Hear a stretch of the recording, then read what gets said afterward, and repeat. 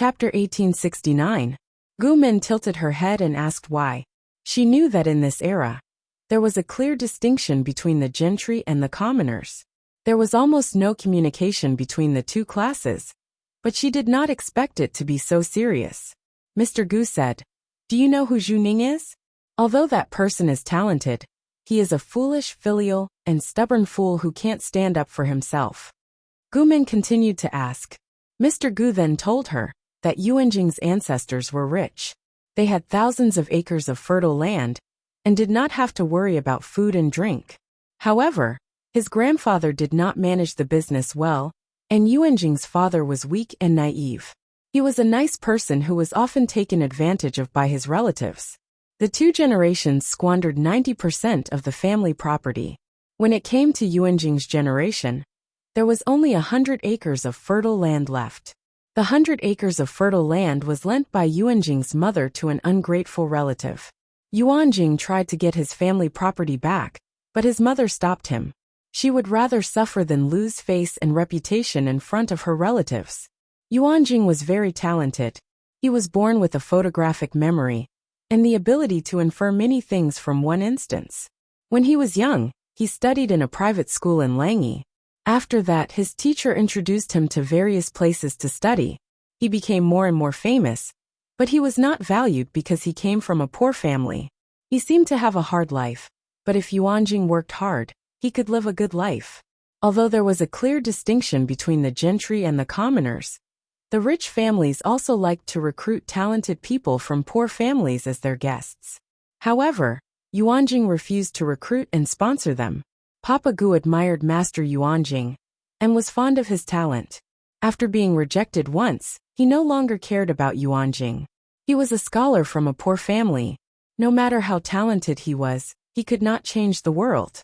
If Mr. Gu paid more attention to him, he would really think of himself as someone important. Gu Min listened carefully. However, based on what she knew about history, she felt that Master Yuanjing did not look like a soft bun who was bullied by his relatives. On the other hand, Yuanjing's mother was indeed a weak woman who could be bullied. She did not know what she wanted to do to make herself and her son suffer for a little fame. If she had gotten back the 100 acres of fertile land, Yuanjing would not have to wear rags and hide in an old temple to avoid the snow. Out of curiosity about famous people, Gu Min paid more attention to Master Yuanjing. She would occasionally send someone to inquire about him. Out of curiosity about famous people, Yuanjing's mother passed away due to illness. Before she passed away, she made the decision to let Yuanjing's fiancé marry into the family, saying that she wanted to see her son get married and start a family before she passed away. Hearing this news, Gu Min was speechless. Was there a hole in the old madam's brain? His wife had just married and his mother had passed away. As a husband, what would Yuanjing think of his wife? Even before her death, this old madam still wanted to make her daughter-in-law unhappy. Besides, she had to observe mourning for her mother's death for 3 years, which was equivalent to her becoming a nun as soon as she married into the family, wasting her youth in vain. It would be better to let the girl find a better one and set her free. Of course, history had proven that Master Yuanjing was the perfect husband in the eyes of girls. According to Gu Min's knowledge, many of the ancient costumes of Little Cookie were adapted from the daily jokes of Yuanjing and his wife. They were rather cruel to single people. After taking care of his mother's funeral, Yuanjing tried his best to take back the hundreds of acres of farmland that had been occupied by his relatives. Gu Min nodded as she watched. This was what a man should be like. Yuanjing could not disobey his mother's order. But as a husband, he could not let his wife continue to live a hard life. He was a responsible man. In the blink of an eye, it was already early spring of the next year. Gu Min was more or less used to this era. She had the nobility of the noble women of this era. Other than Master Yuanjing, who was a famous historical figure, Gu Min also secretly went to see her stepsister, Gu Zhen. She was rumored to be a promiscuous and dissolute woman. She was Emperor Chen's birth mother and Lu Shi's legal wife. At that moment, Gu Zhen was still a childish little girl. She was much shorter than Gu Min, because she was the daughter of a mistress who was not favored.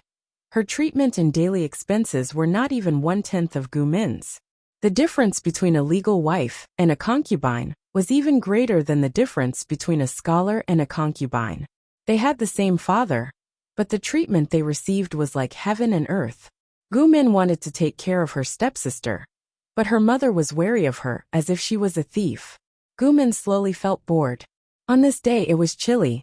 Gu Min asked her maids to fly a kite with her. Seeing the butterfly kite flying high, she could not help but smile widely. Fly higher. Gu Min pointed at the kite and instructed the maids. Suddenly, she heard a heavy sound of something falling into the water. Did you hear anything? The maids knew that Gu Min had excellent hearing and could hear it from afar, but they really did not hear anything special. Gu Min said, I did hear it. That sound, it sounded like something bigger than a rock was thrown into the water. One of the maids said, Water? The nearby ponds are all filled up. Another said, There's an ancient well in the backyard. An ancient well? Gu Min's expression turned cold. She ordered the maids to bring her to the ancient well. The maids were hesitant at first, but when they saw a little girl in the ancient well, they immediately screamed in fright. Seeing that they were of no use, Gu Min tied the hemp rope used to fetch water to a nearby rockery and tied the other end to her waist. Madam, Gu Min said, don't be noisy. She climbed down the ancient well and hugged the child who had lost all her strength. With one hand holding the child and the other holding the hemp rope, she stepped on the wall of the ancient well and climbed up. Fortunately, the walls of the ancient well were dry, and there was little moss. Otherwise, it would be difficult for her to climb up. Move aside. Don't block the air. Gu Min asked the maids to move away. She laid the little girl who had fallen into the water on the ground and gave her artificial respiration. Wretch! The little girl spat out the well water she had choked on and slowly regained consciousness. There was still fear in her eyes. Little sister? Gu Min did not expect that the child she had rescued was actually her stepsister, Gu Zhen. Gu Zhen looked pitiful after she woke up. She curled up in Gu Min's arms. Gu Min's old auntie heart was revived by her affectionate and adorable look. It's okay. It's okay. Sister is here. Gu Min comforted Gu Zhen gently. Her gentle voice seemed to have the charm to calm one's soul. Thank you, sister. Gu Zhen lowered her head and twisted her fingers. Her pale little face blushed. How did you fall into the water? Gu Min asked Gu Zhen. The 36 stratagems of house fighting appeared in her mind. Before she could finish her imagination, Gu Zhen shyly and shamefully told her the reason why she fell into the water. She mischievously went to the backyard to play and accidentally dropped her favorite pearl hair clip into the well. She leaned over the mouth of the well to look down and accidentally fell in. It had nothing to do with house fighting. Gu Min looked embarrassed. Only then did she realize that she had demonized house fighting. Taking her father's backyard as an example, those concubines could not wait to please the first madam. How would they dare to play tricks? In this era, men were only responsible for carrying on the family line and taking care of the outside. The inner courtyard was women's territory. Usually it was handled by the first wife. Concubines did not have as high a status as imagined. If the first wife was unhappy, she could sell them to whoever she wanted. Even concubines could be chased out of the mansion if the first wife found out about something wrong. Some beautiful concubines not only had to sleep with the male master, but if there were guests in the mansion, they would also be pushed out to serve the guests. When Gu Min found out about this, she suddenly shuddered. Fortunately, her transmigrated body had a high status and a good background. Otherwise, wouldn't it be like playing with a concubine? No, this current identity was not 100% safe either. If the Gu family got involved in something and caused a disaster, Gu Min, as a female, might be banished to a lowly status and become a prostitute for the army or officials. She might even be sold to a brothel. She would never be able to make a comeback. Thinking about it, it was better to be modern. After the incident, Gu Zhen became closer to Gu Min and often played with her. Gu Min liked children. Gu Zhen was so cute and Emperor Chen's mother. Of course, she would not reject her. Because of Gu Min's care, Gu Zhen's treatment skyrocketed. Although it could not be compared to being favored, it was much better than before. Compared to Gu Min's love for Gu Jin, Madame Gu was much colder. She is just a daughter of a mistress. No matter how she schemed, Minner would only treat her better. Can she replace her? Madame Gu did not have a good impression of Gu Jin, but she did not show it. Her daughter was born with dementia. Since she was a baby, she did not have a playmate of the same age. If Gu Jin could see things clearly and make Minner happy, it would not matter if she gave her some charity. Because of this mentality, Madame Gu turned a blind eye to Gu Jin's affairs. Gu Min did not know about any of this. Time flew by. In the blink of an eye, 2 to 3 years had passed. Because Gu Min had regained her sanity, Madame Gu wanted to groom her into a perfect aristocratic lady. Coincidentally, Gu Min was also curious about ancient education. In addition, she had a mature soul, so she learned the boring content very quickly. At the end of the year, Madame Gu fell ill. As the eldest daughter of the first wife, Gu Min helped her mother deal with the affairs of the inner residence. Although she was young, she handled matters with the demeanor of a big family. She handled matters fairly and reasonably. Apart from that, she also tried to use her monthly income to do business. Speaking of this, there was another person, Gu Xian. Gu Xian was a young man that Gu Min had saved. This young man also had the surname Gu, but he did not have a proper name. After Gu Min asked for his opinion, she gave him a proper name, Gu Xian. He was the son of a merchant. Due to the decline of his family, he was sold to a broker by his creditors. In the end, he was bought by a farmer couple as a son. Gu Min saved him. At first, she did not pay much attention to him. Later, she accidentally discovered that he had an extremely high talent for arithmetic and business acumen. Thus, she promoted him and asked the clan's accountant to teach him.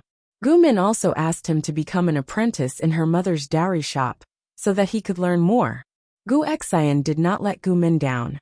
He finished his apprenticeship in less than 2 years. Gu Min learned how to be an aristocratic lady while thinking about how to earn money. Others might not know, but she did. This world would not be stable for a few years. She needed to accumulate initial capital. Perhaps when she became rich in the future, she could invest in Emperor Chun. At first, she only started a small business. Madame Gu also felt that her daughter needed experience, so she let her do as she pleased. It did not matter if she lost money. The Gu family was large and could afford to squander it. If she earned money, she would use it as money for her daughter's cosmetics. Relying on Gu Min's business philosophy, ingenious ideas, and Gu Xian's management skills, this small business quickly turned from loss to profit. With initial capital, Gu Min saw that writing nowadays was done with knives, brushes, and bamboo slips. Thus, she thought about making real cheap paper. In her previous life, her father had opened a private paper company. It had originally been transformed from a traditional paper mill and could barely be considered a family heirloom. After a few tries, she managed to make a relatively primitive bamboo paper. After some modification, it could be put to use. Relying on the Gu family's protection and the low output of bamboo paper, Gu Min's paper mill had always been in her hands. Every year, she could make a lot of money. In less than 2 years, she had even made a name for herself among the aristocratic ladies as twin beauties. Although she had earned this title on her own, it was also thanks to the Gu family's manipulation of public opinion. The other of the twin beauties was the daughter of the Wang family of Langia, Wang Huiyan.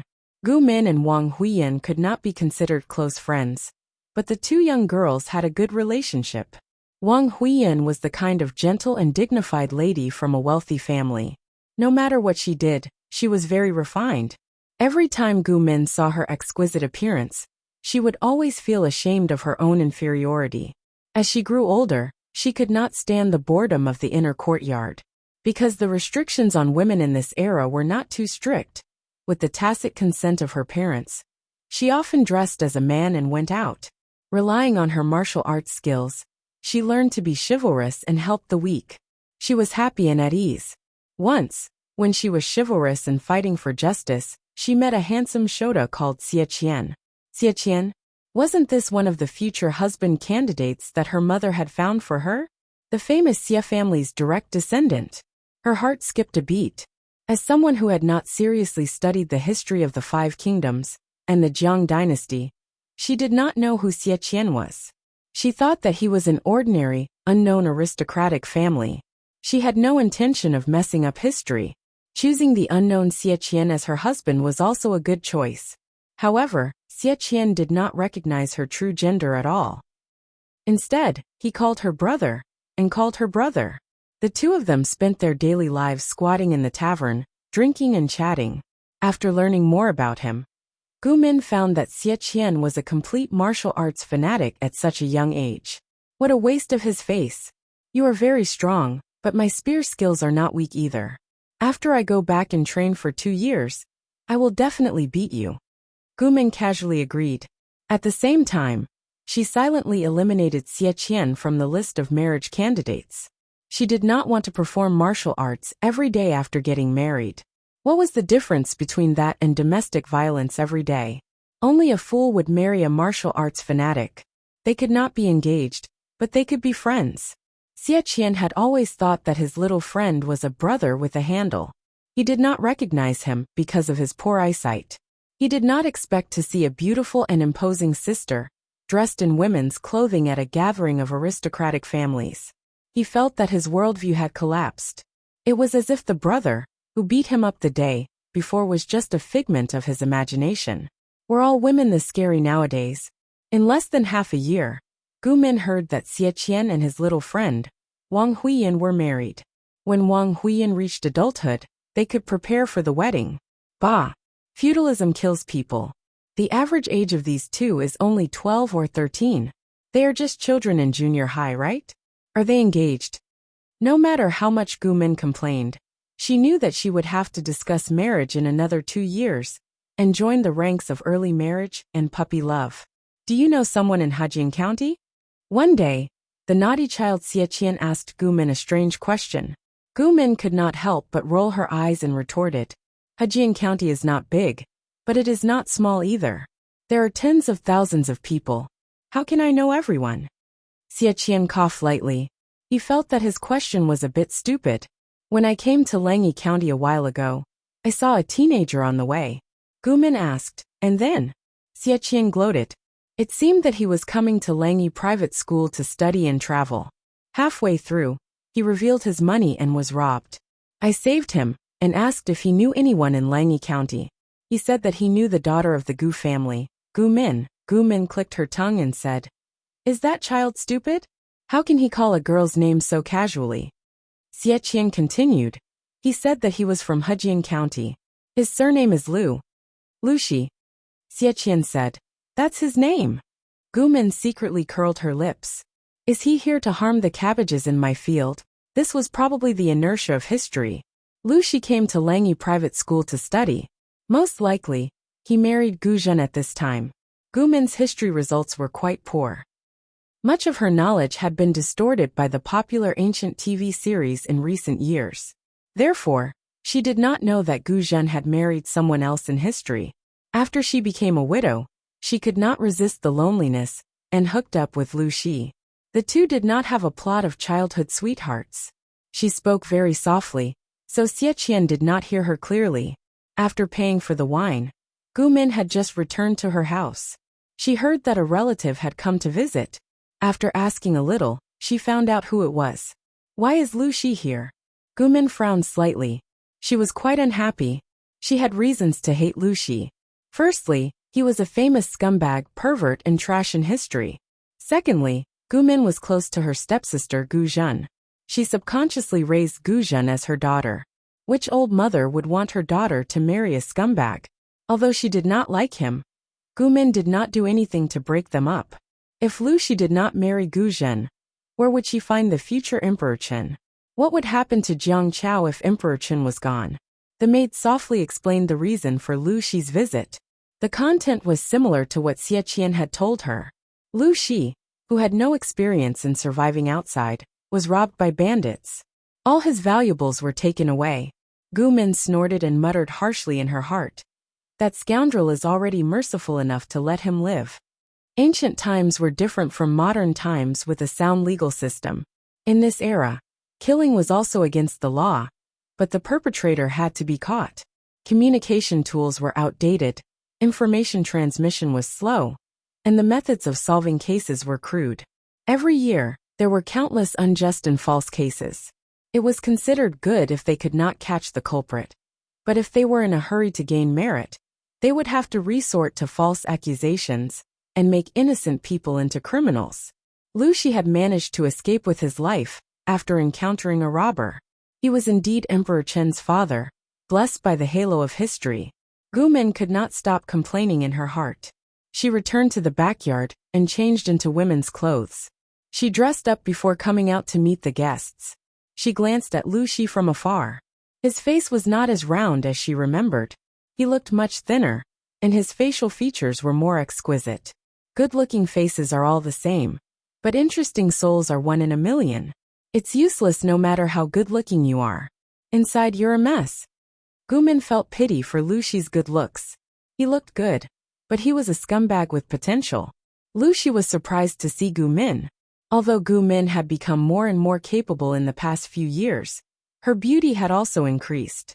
If there was a beauty ranking for the gentry girls of the same age, with Gu Min's beauty, she might be able to get the third place when her facial features developed.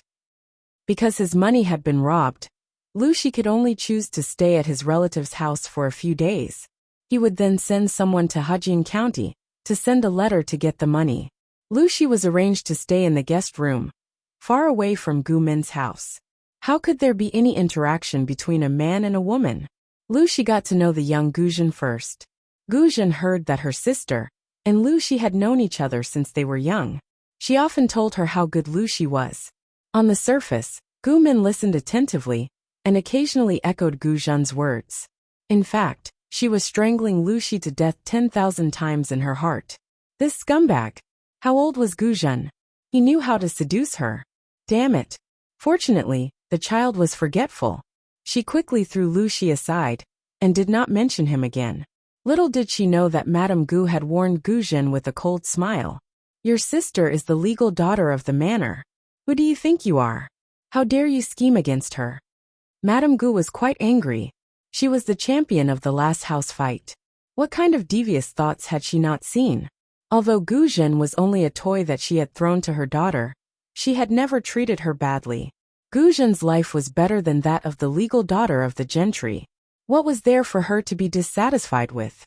She did not expect that Gu Zhen, that B***TCH, would have other thoughts. She tried to mislead Gu Min into falling for Lu Shi, who was the Lu family of Hejian. How could he be qualified to be with her legal daughter? Thinking of this, Madame Gu was depressed and could not help but speak harshly. Be more obedient. Don't you think about who controls your future marriage? Do you really think that you can overturn the world? In ancient times, children matured early. In Gu Min's eyes, Gu Zhen, who was only in elementary school, already knew how to plan for her future. For this reason, Gu Zhen talked good things about Lu Shi in Gu Min's ears every day. She was sure that her legal sister was pure and loved her. If Gu Min really liked the real Lu Shi, although it was impossible for the two of them to get married, it would create a bad reputation. Gu Min's future marriage would not be easy. If anything happens to my son's marriage proposal, do you think that you will have the chance to marry into a wealthy family? Madame Gu was not a soft-hearted person. If anything happened to Gu Min's precious eyeball, she would tear Gu Zhen apart. Gu Min did not know about these details. Madame Gu also deliberately hid it. On the surface, she was still happy. In a few days, it would be the flower festival, the birthday of 100 flowers. At the same time, it was also a good day that the noble ladies of Langyi had been looking forward to for a long time. Young girls from various families were dressed in bright clothes. Their eyebrows were painted with different patterns of flowers, which made their fair skin look beautiful and dazzling. The well-dressed young girls walked with light steps. They were surrounded by maids and worshipped the flower god. The flower festival was not only a day for the noble ladies to go out for a walk and worship the flower god. At the same time, it was also a day for blind dates. Sigh, what a day for young men and women to confess their love to each other and abuse the single dogs. Gu Min was still young, but she was also dressed beautifully by her mother. Everyone knew that in a few years, Gu Min would probably attract the pursuit and secret love of countless young scholars. There was an elegant gathering by the river in the distance.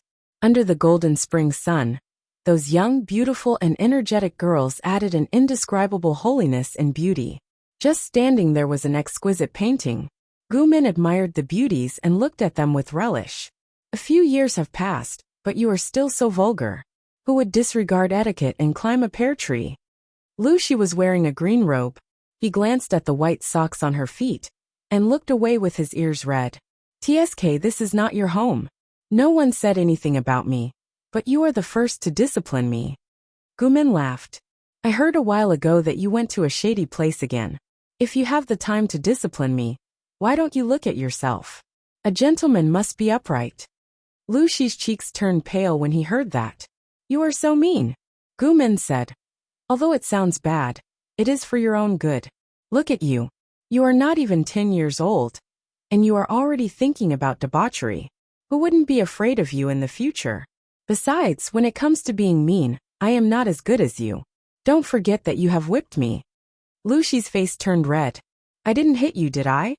"You didn't hit me, so you didn't hit me?"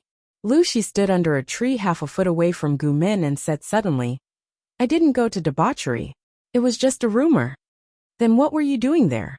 "Watching other people debauchery," Lucy said. "They said it was an interesting place, so I went." Besides, Gumin, who knew how to wander around Lang Lang Alley at the age of 6, was not qualified to say that he was debauchery. She felt wronged. Gumin sneered in her heart. Even if people in ancient times matured early, they would not have matured so much that a 10-year-old child could do such inappropriate things. Lucy blinked and looked at Gumin, who was sitting on the tree, and pursed his lips. Maybe it was because the sunlight was too bright, but he actually thought that Gumin, who was fierce and vulgar, was kind of cute. Lucy shook his head secretly. He was probably blind.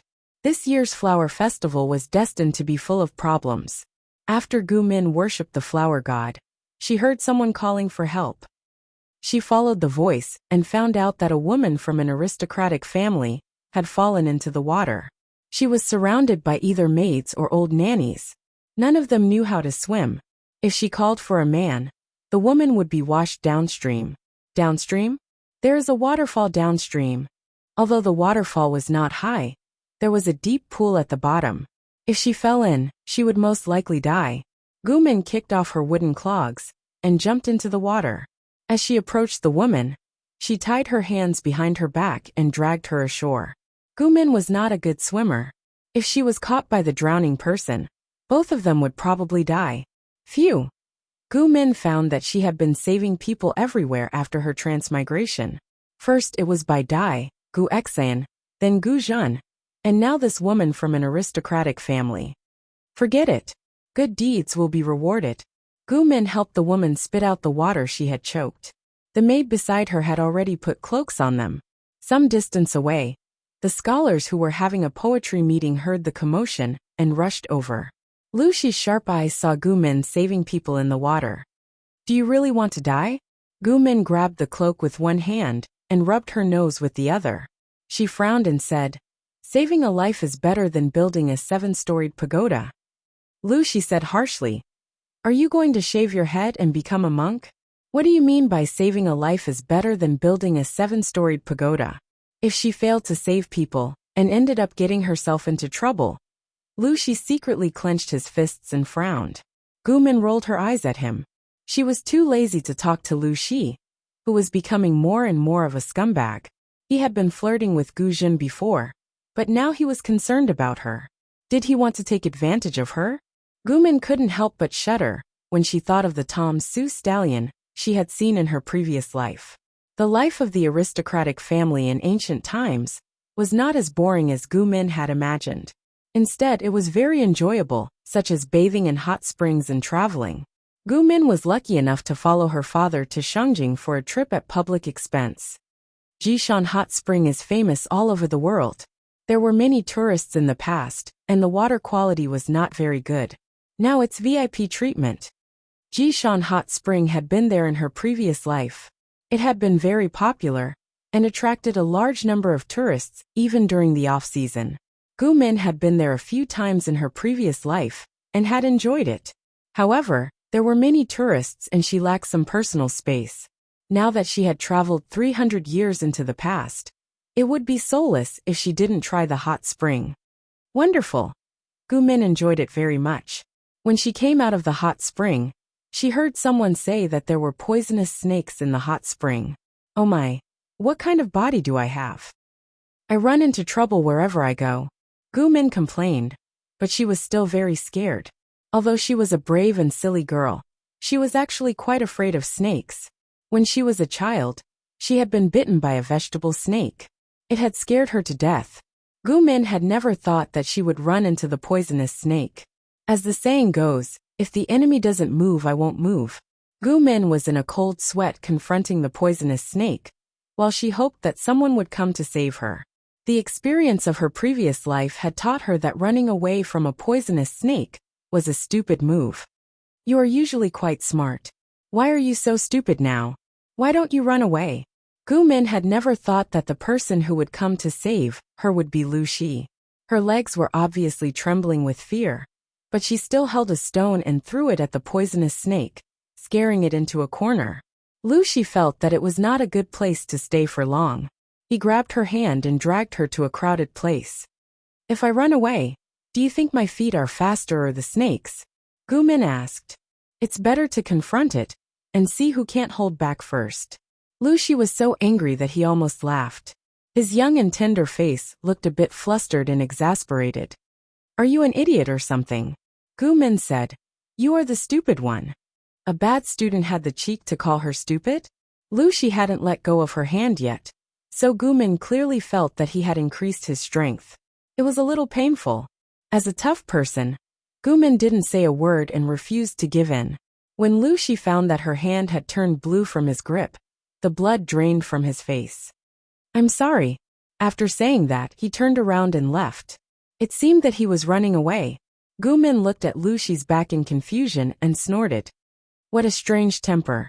I was the one who was taken advantage of, but he acted like a little wife who was bullied. She didn't know when it started, but she found that Lu Shi's illness had become more serious. From time to time, he would show her a complicated look, which made her hair stand. Crazy. When she was 11, Gumin followed her mother to attend her grandmother's funeral. On the way back, they met bandits. Is the law and order so bad these days? Traveling through time was indeed not a good job. There were always bandits blocking the road and robbing people. Life was hard. If she could travel back in time, she really wanted to hold the heads of those girls who dreamed of traveling to ancient times and slap the water out of their brains. Those who didn't have any fighting skills shouldn't challenge the hellish world of ancient times. It was easy to die. There were 50 servants guarding the convoy, but there were 100 bandits. They belonged to a relatively large group of bandits. First, they launched a sneak attack and killed several of our servants with arrows. Even though Gumin was good at fighting, she still had to protect her mother and the servants in the carriage. For a moment, she was overwhelmed. When reinforcements finally arrived, Gumin let her guard down and was pushed off the cliff by a bandit who was pretending to be dead on the ground. Is falling off a cliff a must for women who travel through time? That was too much. As a koi carp, Gumin was very lucky. Her clothes were hanging on the tree, which slowed down her fall. In addition, the cliff was not very high, so she only broke a leg and her face was scratched by some unknown sawtooth weeds. Other than that, there were no other serious injuries. Because of her leg injury, Gumin couldn't walk. She had to stay where she was and wait for reinforcements. However, there were many venomous snakes and ants in the deep forest. She was scared just thinking about all kinds of venomous snakes and insects. She didn't dare to close her eyes. It was not until it was dark that she saw a faint flame. Could it be a will-o'-the-wisp? She couldn't be that unlucky, could she? She only heaved a sigh of relief when she heard the man's footsteps and heard him calling her name. I'm here. The person's footsteps became more and more rapid. Occasionally, she could hear the sound of weeds being cut down. Gumin blinked and saw a figure approaching with a torch in his hand. He was holding a sword in his right hand and clearing the weeds to make a path. Lu Shi, the person said, I'm not familiar with you. Isn't it too rude to call me by my name? The gratitude that Gu Min had just felt deflated like a punctured balloon. Haha, Lu Zhongqing. Lu Shi rolled his eyes at her and sneered. Who's Lu Zhongqing? Gu Min shut her mouth. She had forgotten that the scumbag in front of her was only 11 or 12 years old. He was far from being old enough to have a courtesy name. She remembered Lu Shi's courtesy name, because there was a Jiao Zhongqing in the famous Peacock Flies to the southeast. I was dreaming just now. I thought it was a celestial being. I didn't expect it to be a vulgar mortal like you. Lu Shi took a deep breath. His hand that was holding the torch turned white. Are you here for me? I'm here to collect your body, Lu Shi said. I didn't expect you to survive such a high cliff. Gu Min secretly clenched her teeth. If it weren't for her broken leg, she would have pressed Lu Shi to the ground and beat him up. Lu Shi also noticed that Gu Min was not right. If it were in the past, she would have threatened him with her fists. She was still sitting on the ground. Upon closer inspection, her cheeks were a little pale. Your leg. Lu Shi keenly noticed her unnaturalness. It's broken. Lu Shi's expression changed. Without thinking, he tore off the cloth from his shirt and removed the scabbard. What are you doing? Lu Shi said. I tied it up for you. Do you want to be a cripple for the rest of your life? Do you want your father to pay more head tax for you? What the F***ck? Gu Min was also angry. Lu Shi, the naughty kid, really deserved a beating.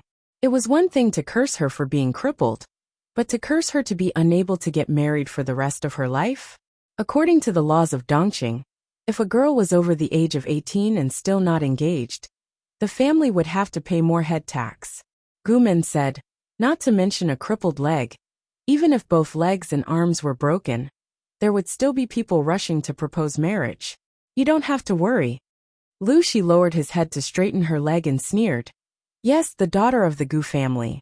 You have a good reputation. Even those famous people who fish for compliments and criticize people all day say that you are more than qualified to be the Empress of the Xia kingdom. It would be good to marry you and worship you like a Buddha. Gu Min said, you sound so weird. Lu Shi didn't say anything. Seeing that some of the cloth was still missing, he tore 2 more from his shirt. How do you even know how to do this? Lu Shi sneered. I keep a disobedient dog in my house. My dog's leg is often broken. You'll understand after some practice. Gu Min was speechless. MMP. F***ck Lu Zhongqing. Hold the torch for me. I'll carry you out. Lu Shi straightened her leg and was already sweating profusely. Gu Min couldn't help but sigh. Why were all good-looking men scumbags these days? On second thought, it made sense. If a man wasn't good-looking, he wouldn't even have the right to be a scumbag. Gu Min said, you can go and get him. Lu Shi was unmoved. He looked like he would either carry her out, or Gu Min would stay there and wait for death. Gu Min couldn't help but think of a conspiracy. As she climbed onto his back, she muttered, don't tell me you're trying to force me to repay you for saving my life? Lu Shi said in a low voice. Shut up. Gu Min said, you're angry. Nonsense. I'll leave you there. This is the season when poisonous insects and beasts appear. Think about it. Gu Min curled her lips and helped him hold the torch. Not long after, they met the servants who were looking for Gu Min. Later, Gu Min found out that it was Lu Shi's idea to look for her. Lu Shi was still studying in a private school. He heard that the convoy was ambushed, and she fell off the cliff.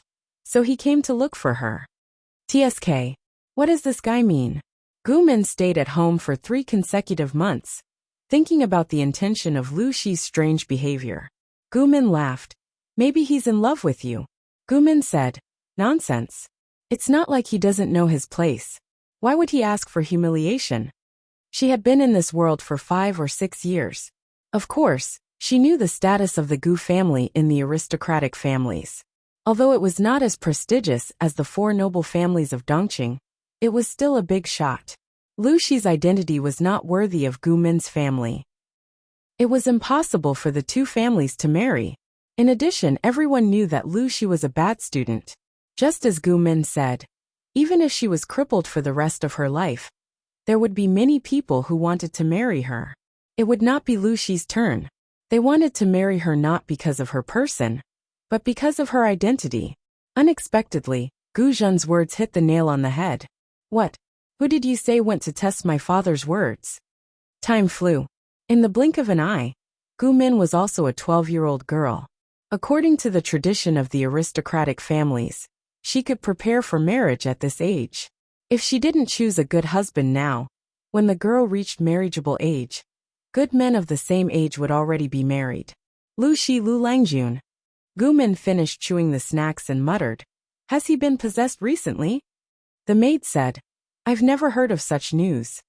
Gu Min said, "If he's not possessed, then his brain is filled with water. This doesn't seem like something he would do." He knew that the daughter of the Gu family would not marry the Lu family of Hejian, but he still went to test his father's words. Wasn't that asking for humiliation? She couldn't figure it out. Before Gu Min could think of a solution, Lu Shi asked her to meet him. Gu Min went to see him with the intention of clarifying the situation. Of course, she couldn't go to the meeting alone. Her maids were waiting not far away. "Have you been possessed recently? Or have you hit your head?" Lu Shi said, "Neither.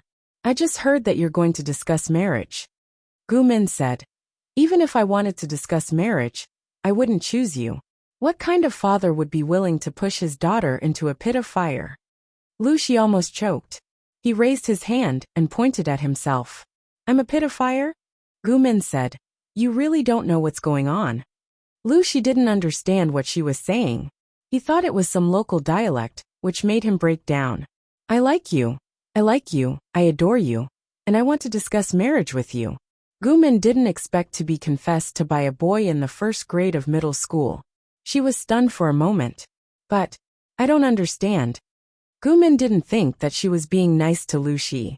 This boy was probably a masochist. How could he confess so straightforwardly? It made her a little embarrassed.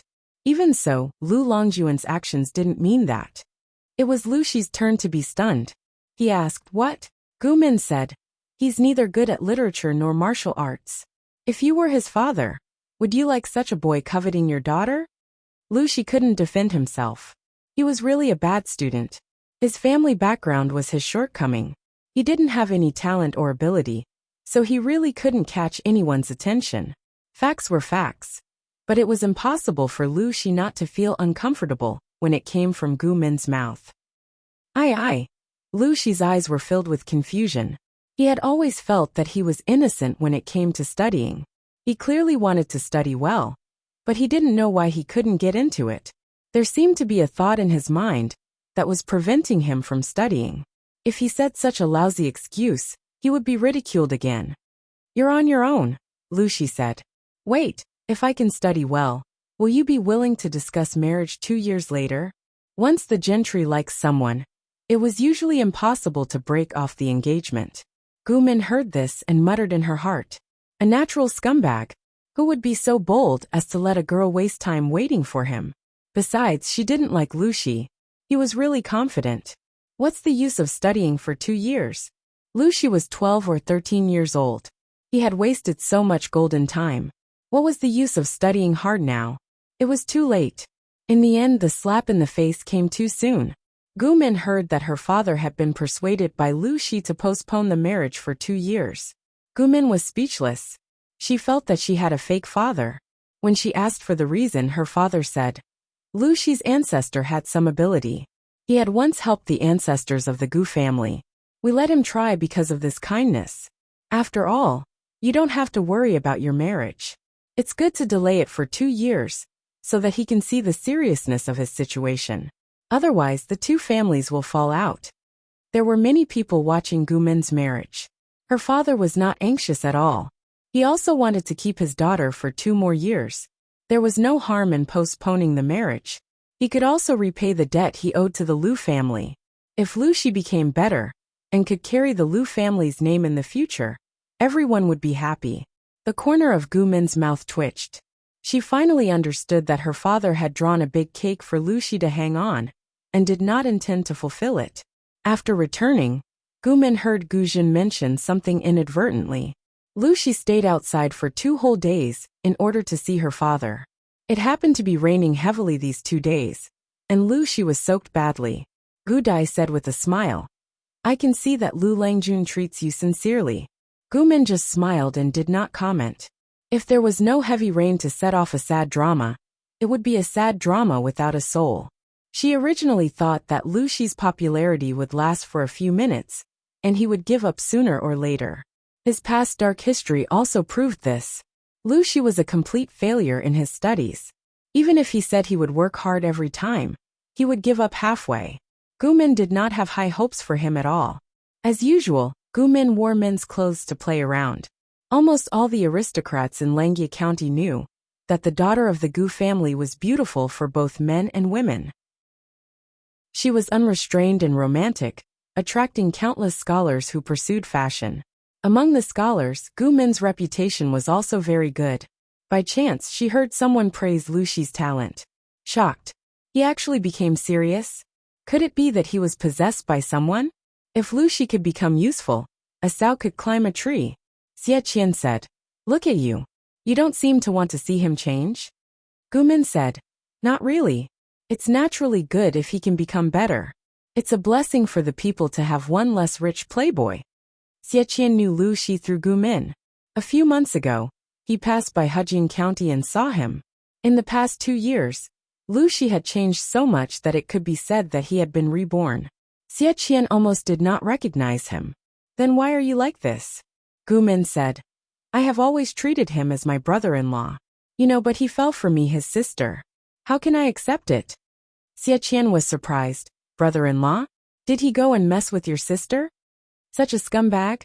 He messed with the girl, and still confessed his love for his sister. Was this man on the verge of death?" Gu Min said, "Not really. He didn't have much contact with my sister. But I heard from a master that the two of them had a relationship."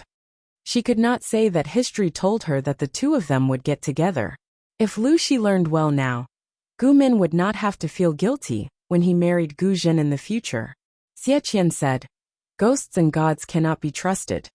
Gu Min said, "Whether you believe it or not depends on the person. I believe it more. Back then, the master said that I lost my soul. Later on, my soul came back and I became normal. It can be seen that there is a way here. It is better to believe it than not. It is not wrong to fear the gods." Xie Qian said, "Lu Shi asked me about your recent situation." Gu Min laughed. "Does he still need to ask about my recent situation?" She was famous in Langia County. Many aristocratic ladies regretted that she was a girl. Otherwise, they would have thrown themselves at her. Xie Qian said, looking at him, "I am afraid that he is deeply in love." Gu Min said, "Unrequited love." Xie Qian was speechless. She pitied Lu Shi for some reason. "You don't like him at all?" Gu Min sighed and said to her best friend, "I can't say that I don't like him, but that is not love between a man and a woman. Xiaohe also knows that I am precocious, and has always treated him as a child and a brother-in-law.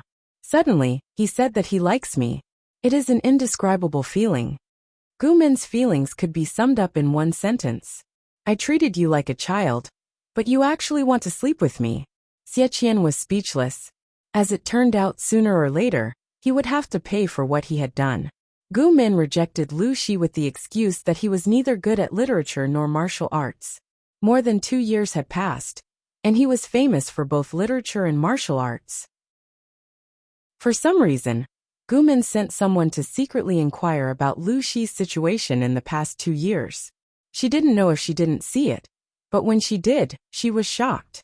Coincidentally, Lu Shi came to Langia County again. Gu Min carried her sword and went to meet him aggressively. "What are you doing?" Lu Shi had dressed himself up nicely and waited for Gu Min's arrival anxiously. He never thought that she would draw her sword as soon as she arrived. "What kind of demon are you?" The Lu Shi that Gu Min knew was stupid, bratty, wicked, and had a nasty mouth. It was impossible for him to be the smooth and slick guy in the intelligence report. What should she do if her temperament had changed so much? It was most likely that she had been possessed. Lu Shi was speechless. They hadn't seen each other for more than 2 years, and this was the first thing she said. Chapter 1870. Are you sure you weren't possessed by something? Gu Min clicked her tongue in wonder. The foppish young master of the past had actually turned over a new leaf. Looking at his temperament now, he really had the air of a peerless young master. If she hadn't seen it with her own eyes, she would have thought that Lu Shi had been possessed by something. Was this the power of love, Lu Shi didn't know whether to laugh or cry. He knew that Gu Min had a mental problem, but he didn't expect it to be so serious. People said that she was one of the two beauties, but in fact, she wasn't what she appeared to be. She pretended to be in front of others, but she was her real self. Well, he should be the inside. Ordinary people would praise him as a genius when they heard that he had turned over a new leaf. She was the only one who suspected that she had been replaced. Of course not. Lu Shi looked at her, and his eyes softened. Gu Min got goosebumps. Don't look at me like that. I'm not used to it, Gu Min said. Don't tell me that you still want to marry me. Lu Shi's eyes dimmed and he said helplessly, Why aren't you moved? Gu Min was an honest person. She didn't want to drag Lu Shi down, not to mention that he had turned over a new leaf. It was too green tea to waste his youth. How should I put it? It's not that I'm not moved. Gu Min tried to save Lu Shi's face and got to the point. Many people make verbal promises, but very few actually put them into practice. You've changed so much in 2 years. It shows that you've really made up your mind. Shamelessly speaking, I was actually quite pleased with myself. But I can't force myself to accept someone I don't like. Gu Min wasn't a love brain, but she wasn't a girl who lacked love. If she were to get married, she would definitely find a man she liked under the premise that their families were of equal status. Anyone could have been considered, but Lu Shi was the only one who was out of the picture. He was the father of Emperor Chun. He should marry Gu Zhen and give birth to the future ruler of the world. Gu Min didn't want to ruin the course of history for personal feelings. Regardless of Emperor Chen's relationship, Gu Zhen was Gu Min's stepsister. Lu Shi was her brother-in-law. How could an older sister fight for her brother-in-law? Therefore, Gu Min was moved to reject it. Lu Shi's eyes dimmed, but he wasn't too surprised. He could feel whether Gu Min liked him or not. May I know the reason? His first love, which he had fallen in love with because he was blind, had died prematurely. He should at least let him die knowing. There are 3 reasons. Gu Min deliberated and said, First, marriage is about matching families. Between you and me, even if I agree, my parents won't agree. The outcome was already decided, so why waste energy struggling? Second, I always thought that you liked little Zhen and treated you as a brother-in-law, but you said you liked me. Thirdly, I really don't know what you like about me. Lu Shi was not surprised by the first reason. He was only the second son of the Lu family in Hejing County. It was a bit whimsical for him to marry the daughter of the Gu family. However, what the hell was with the second and third reasons? Lu Shi's good temper, which he had cultivated for 2 years, was broken in an instant. He almost couldn't help but shake Gu Min's head to see if it was filled with water. How old is the Xiaozhen you're talking about? Lu Shi couldn't help but ridicule. That girl is so cunning. Who would like her?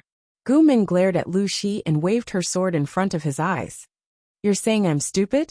Also, little Zhen is such a simple girl. How could she be so cunning? Lu Shi was speechless. This was a standard suicide question. No, you're not stupid. A strong desire to survive prompted Lu Shi to choose to change the topic. He said, Well, I'm blind. He was really blind to like Gu Min. Wasn't it enough to be abused once? He wanted to marry her and be abused for the rest of his life.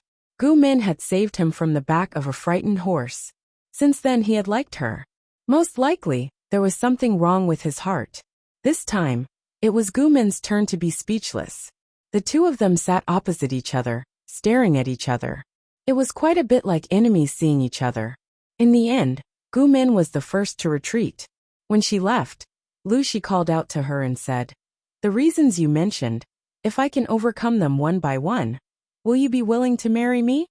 Gu Min didn't answer, but she ridiculed Lu Shi behind Xie Qian's back. That guy won't shed a tear until he sees the coffin. I don't have much interaction with him.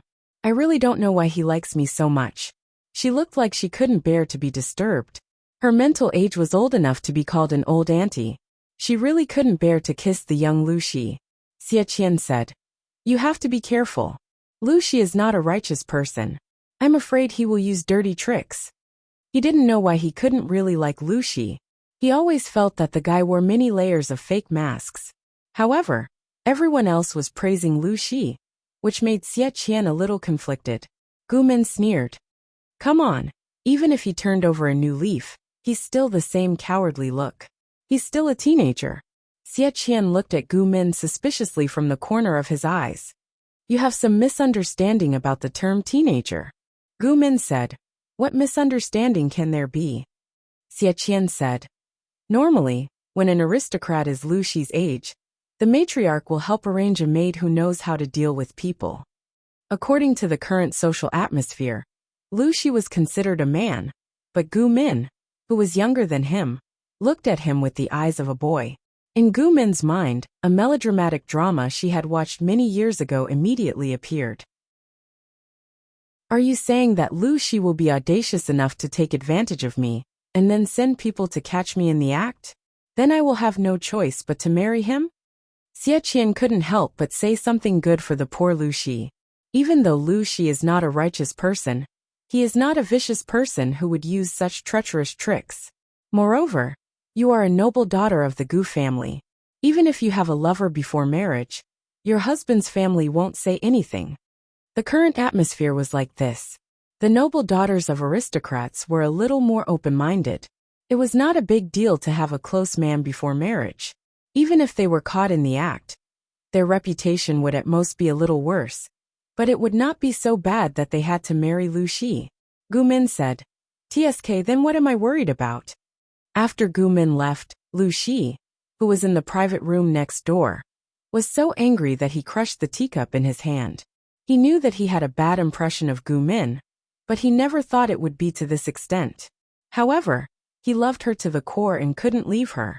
Lu Shi didn't know what he did wrong to make Gu Min hate him for so many years. What a loser! In his anger, Lu Shi swept the teacup on the table clean and smashed it with a clatter.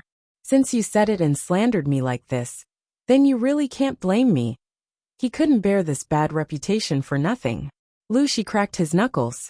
His originally clear eyes seemed to be filled with a deep pool with undercurrents surging under the pool. In the eyes of outsiders, Lu Shi's progress in the past few years could be considered to have skyrocketed. But marrying Gu Min was still wishful thinking. However, Lu Shi knew that it was not difficult to achieve this. Therefore, when the Gu family agreed to the Lu family's marriage proposal, their jaws dropped in shock. Gu Min was the most shocked. How was this possible? If she married Lu Shi, what would happen to Lu Shi and Gu Jin's daughter, Empress Jin? According to historical inertia, could it be that after marriage, the sister-in-law and brother-in-law would have an affair and secretly have a child together? Did they really think that Gu Min was a hat weaver? Father, mother, I can't agree to this marriage. Gu Min voted against it. Only then did she realize that her parents looked a little unwilling. Her mother looked even more depressed. Lu Shi, Lu Zhongqing, get out here. Do you want to live or not? Gu Min asked the reason, and was burning with anger.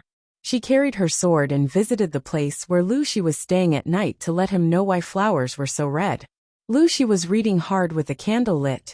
He had maintained this habit for 2 or 3 years. Every day, he would study until late at night before he could sleep. He was extremely sleepy. The image of Gu Min marrying someone else appeared in his mind, and he suddenly woke up. He was enlightened 7 or 8 years later than normal people. If he wanted to catch up or even surpass them, he had to put in more effort. Therefore, he only slept for 4 hours a day. Knowing that the Gu family had agreed to the marriage proposal, Lu Shi was in a good mood. He read 2 more books and coincidentally ran into Gu Min. If someone saw us having a secret rendezvous here in the middle of the night, I'm afraid they wouldn't be able to explain themselves. Lu Shi got up and opened the window for her. He watched her jump in with her sword, and turned around to pour a cup of tea for her. Drink some tea to calm down. Don't get angry. Gu Min took the tea and drank it in one gulp. Her eyes were wide open. You're such a despicable person. Lu Shi blinked innocently. How am I a despicable person? Gu Min said. You deceived my parents with the help of a charlatan, and coaxed them into agreeing to this marriage. Don't you feel guilty? Lu Shi's solution was to ask a master to testify. He expressed his determination to his future parents-in-law, and promised them a lot of bargaining chips. Only then did he manage to persuade them to agree. When Gu Min heard this, her first reaction was that Lu Shi was itching for a beating again. Deceived, Lu Shi said. Master Liaochen of Hejian, Primogenitor Xianhui of Jingyang, and Lord Daoist Xuan of Hanqing can all testify. One master was definitely not enough, so Lu Shi invited a few more. Coincidentally, Gu Min's fate was special. Without Lu Shi's persuasion, the three masters all gave Lu Shi the instructions he wanted. Gu Min was still very angry. She wanted to beat Lu Shi up. I like you. That is the love between a man and a woman. Why don't you understand? Gu Min said. You and I are not fated. Lu Shi's face darkened. He asked her. Then who should I be fated with? Gu Zhen. You are the one I like. Why do you always use Gu Zhen as a shield? You should have let me fall to my death. Who would have thought that you would save me? Now I can't let go of you. Gu Min threw her sword on the ground. Lu Shi said. I've wanted to ask you for a long time. Who do you see through me? Gu Min was shocked. She asked, what? Lu Shi said. You see someone else through me.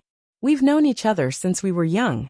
Although I was naughty for a few years, I studied hard and tried to improve myself.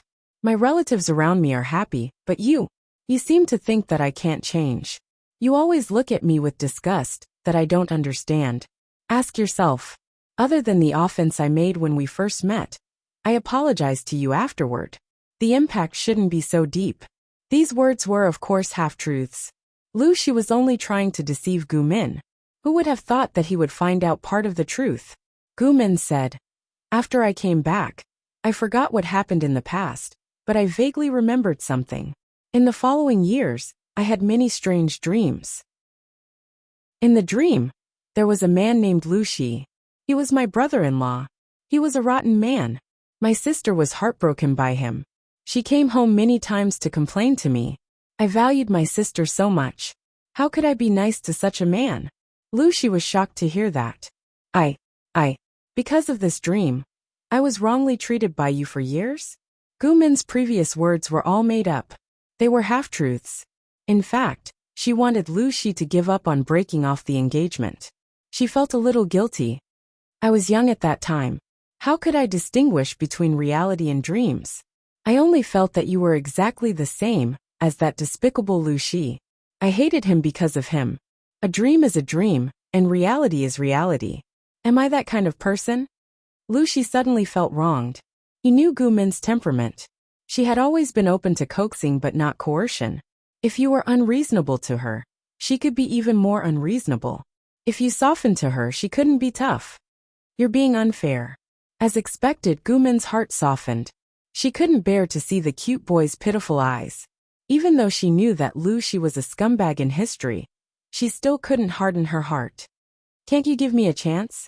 Lu Shi tried to persuade Gu Min. You and I are childhood friends. We know each other very well. When we get married in the future, you can do whatever you want. If you marry the son of an unfamiliar rich man, I'm afraid you won't be so free and easy. Gu Min was unmoved. She would rather be single for the rest of her life than mess up history and prevent her idol from being born. You don't understand. I have my own reasons. Gu Min was very depressed, but she couldn't reveal the truth.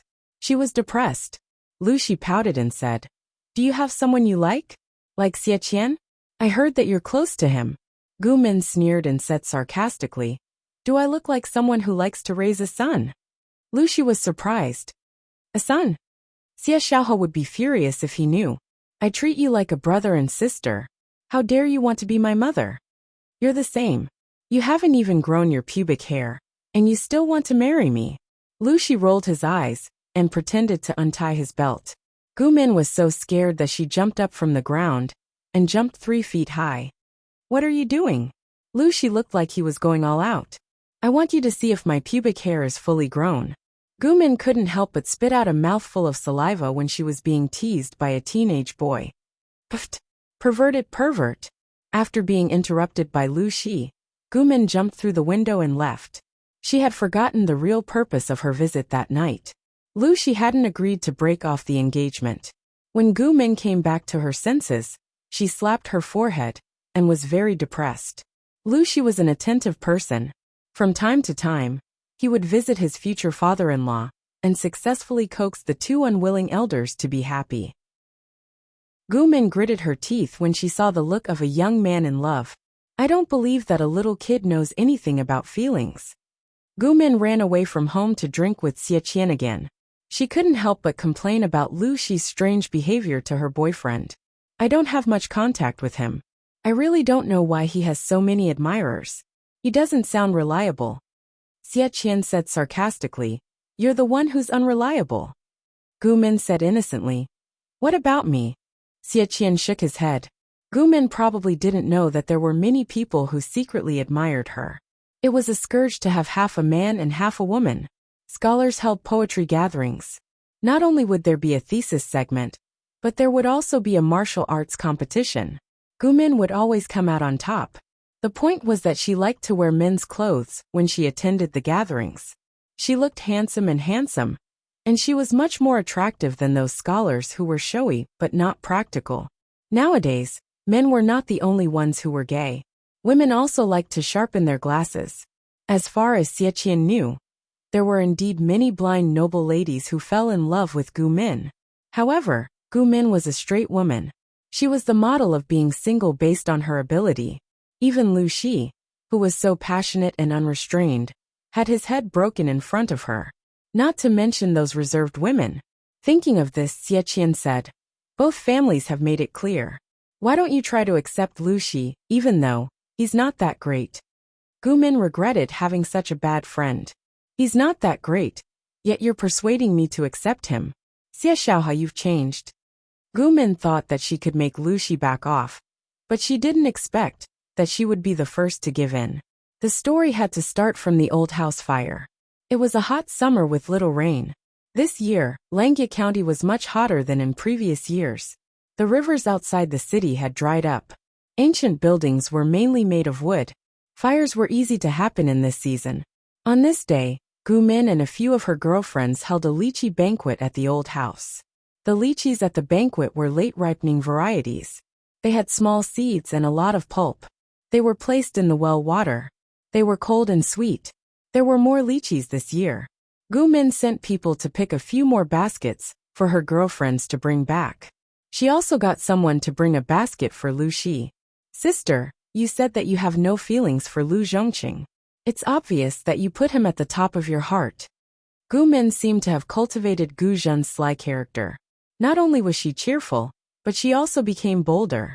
She even dared to tease her sister. Gu Min looked at Gu Zhen with a helpless expression. This silly girl. The emperor in her life was about to become her brother-in-law, but she could still laugh. Gu Min was worried to death. If it wasn't for the Gu family's many years of upbringing, and the fact that running away from marriage would damage the family's reputation, she would have run away and broken the contract. Gu Zhen said again, This Lu Zhongqing is really becoming more and more promising. A few days ago, a few great scholars gave him high praise. Gu Min pushed the lychee away in annoyance and stuffed the pulp into Gu Zhen's mouth. She said angrily, So many delicious things can't stop your mouth. Are you my sister or Lu Shi's sister? You put in good words for him every day. How many red seals did he give you? Gu Zhen covered her handkerchief and smiled. Sister, I'm happy that you can find Liangxiu. What's there to be happy about? Gu Min said. This Lu Shi. I originally wanted to tell him to you, but now he's ruined it. Gu Zhen was stunned when she heard that, as if she had been petrified. Gu Min was also open-minded. Or rather, she had raised Gu Zhen as her daughter all these years and did not have her guard up. Back then, I asked an expert to read his horoscope. The expert said that he had a golden marriage with you. I didn't agree at first. After all, he's a playboy. Who would be willing to push a sister into the fire pit? Gu Min sighed and nagged, not noticing Gu Zhen's complicated expression.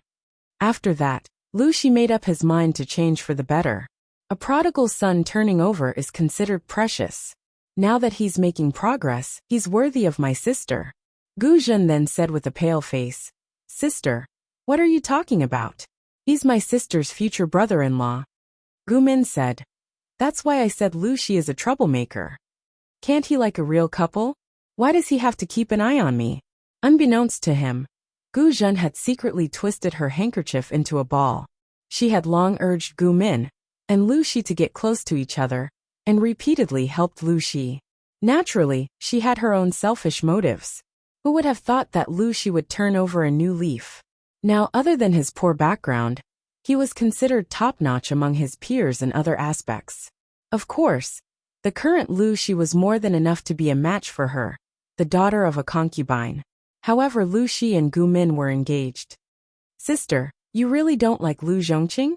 Gu Zhen asked her awkwardly. If that's the case, why don't you make it clear? Gu Min rolled her eyes inelegantly and sighed. How did I not make it clear? But Lu Shi is a person who won't turn back unless he hits a brick wall.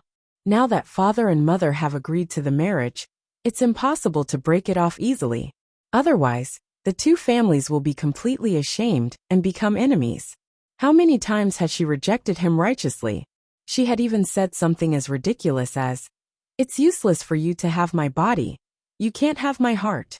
In the end, Lu Shi was even more mischievous. What do I want your heart for? I just want your body. Pft, pervert. In order to put the historical couple, Lu Shi and Gu Zhen, together, she had really used all her strength. Gu Min sighed. Sister, think of another way. She was just a cannon fodder who didn't even have a name in history, standing between Emperor Chen's parents. She was really afraid that she would die young due to historical inertia. Although Professor Lu Shi's textual research said that Gu Min was Emperor Chen's mother, how could she believe something that the royal family hadn't acknowledged? In the afternoon, she had solemnly vowed to make Lu Shi give up early, but at night, she had slapped him in the face. Gu Min hadn't been sleeping well recently. She had to drink some sleep aid to calm her mind, so she slept more soundly in the second half of the night. Who knew that an accident would happen at this time? There's a fire. A maid was paying respects to the ancestors in the middle of the night. Because she was worried that she would be caught, she left in a hurry after the ceremony and didn't extinguish the lit incense. However, it was those few incense sticks that accidentally ignited the firewood that was piled up. Gu Min's courtyard was the closest, so she was the first to suffer. Coincidentally, there was the night wind to help the fire burn, so the fire was out of control. Lu Shi heard the commotion and rushed over. The first thing he did was ask about Gu Min's whereabouts. Only then did everyone realize that she wasn't there. How did you serve the First Lady? Lu Shi was almost angered to death by these maids. For so many years, Gu Min hadn't blushed at the maids. She rewarded them from time to time, and never said a harsh word. How could there be such a good master in the world? These ingrates were good. They only cared about themselves, and didn't even know that the First Lady hadn't rushed out of the fire. Lu Shi rudely snatched the thin blanket and the bucket of water from the servant's hands. He then drenched himself from head to toe, and rushed in without another word. At this time, the fire burned half the sky red. Everyone could only see the orange flames that shot up into the sky. For some reason, Lu Shi had a strong thought. He wouldn't die if he rushed in, and Gu Min would definitely still be alive. Speaking of which, it was strange that Gu Min was still sleeping well. The area around her bed hadn't completely ignited. They're all asleep now. Lu Shi couldn't care less about being angry. He wrapped Gu Min in the wet blanket and carried her by the waist. Perhaps it was because the noise was too loud. Gu Min slowly woke up. She was shocked by the scene around her. Lu Zhongqing? Ahem. Don't talk. The fire was burning fiercely, but the two of them were extremely lucky and managed to escape from the King of Hell. As soon as they rushed out, the beam that was entangled by the flames couldn't bear the burden and fell down. If the two of them had been one step slower, they would have been crushed by the beam and buried in the sea of fire. It took Gu Min a long time to wake up from the aftereffects of the calming soup. She looked at the boudoir in the sea of fire, her face pale. Just now, she was almost burned to death in her sleep. She had been in the ancient times for so many years, but it was the first time she had encountered such a big fire. It just had to be 1 month after her engagement with Lu Shi. Could it be? Was history trying to correct her? The bug who had interfered with Emperor Chen's parents? Gu Min trembled in fear. Lu Shi didn't care about his embarrassment and hugged her tightly, comforting her with a gentle voice. Lu Zhongqing, did you want to die just now? Gu Min suppressed the guesses and fear in her heart. She turned her head and saw that half of Lu Shi's long hair was burnt. His sleeves and clothes were also burned clean by the flames. She felt a myriad of emotions in her heart and couldn't help but say, "You almost died. If I didn't go in, you would have really died." Lu Shi used his hand to extinguish the flames at the end of his hair and smiled bitterly. "So what if I die? At least I'll die with you. At least I'll fulfill my wish. I don't ask to be born on the same day of the same month and year, but I ask to die on the same day of the same month and year." Gu Min swallowed the words that almost slipped out of her mouth. She gritted her teeth and said, "It's all because of you." Lu Shi was very innocent. "What does this have to do with me?"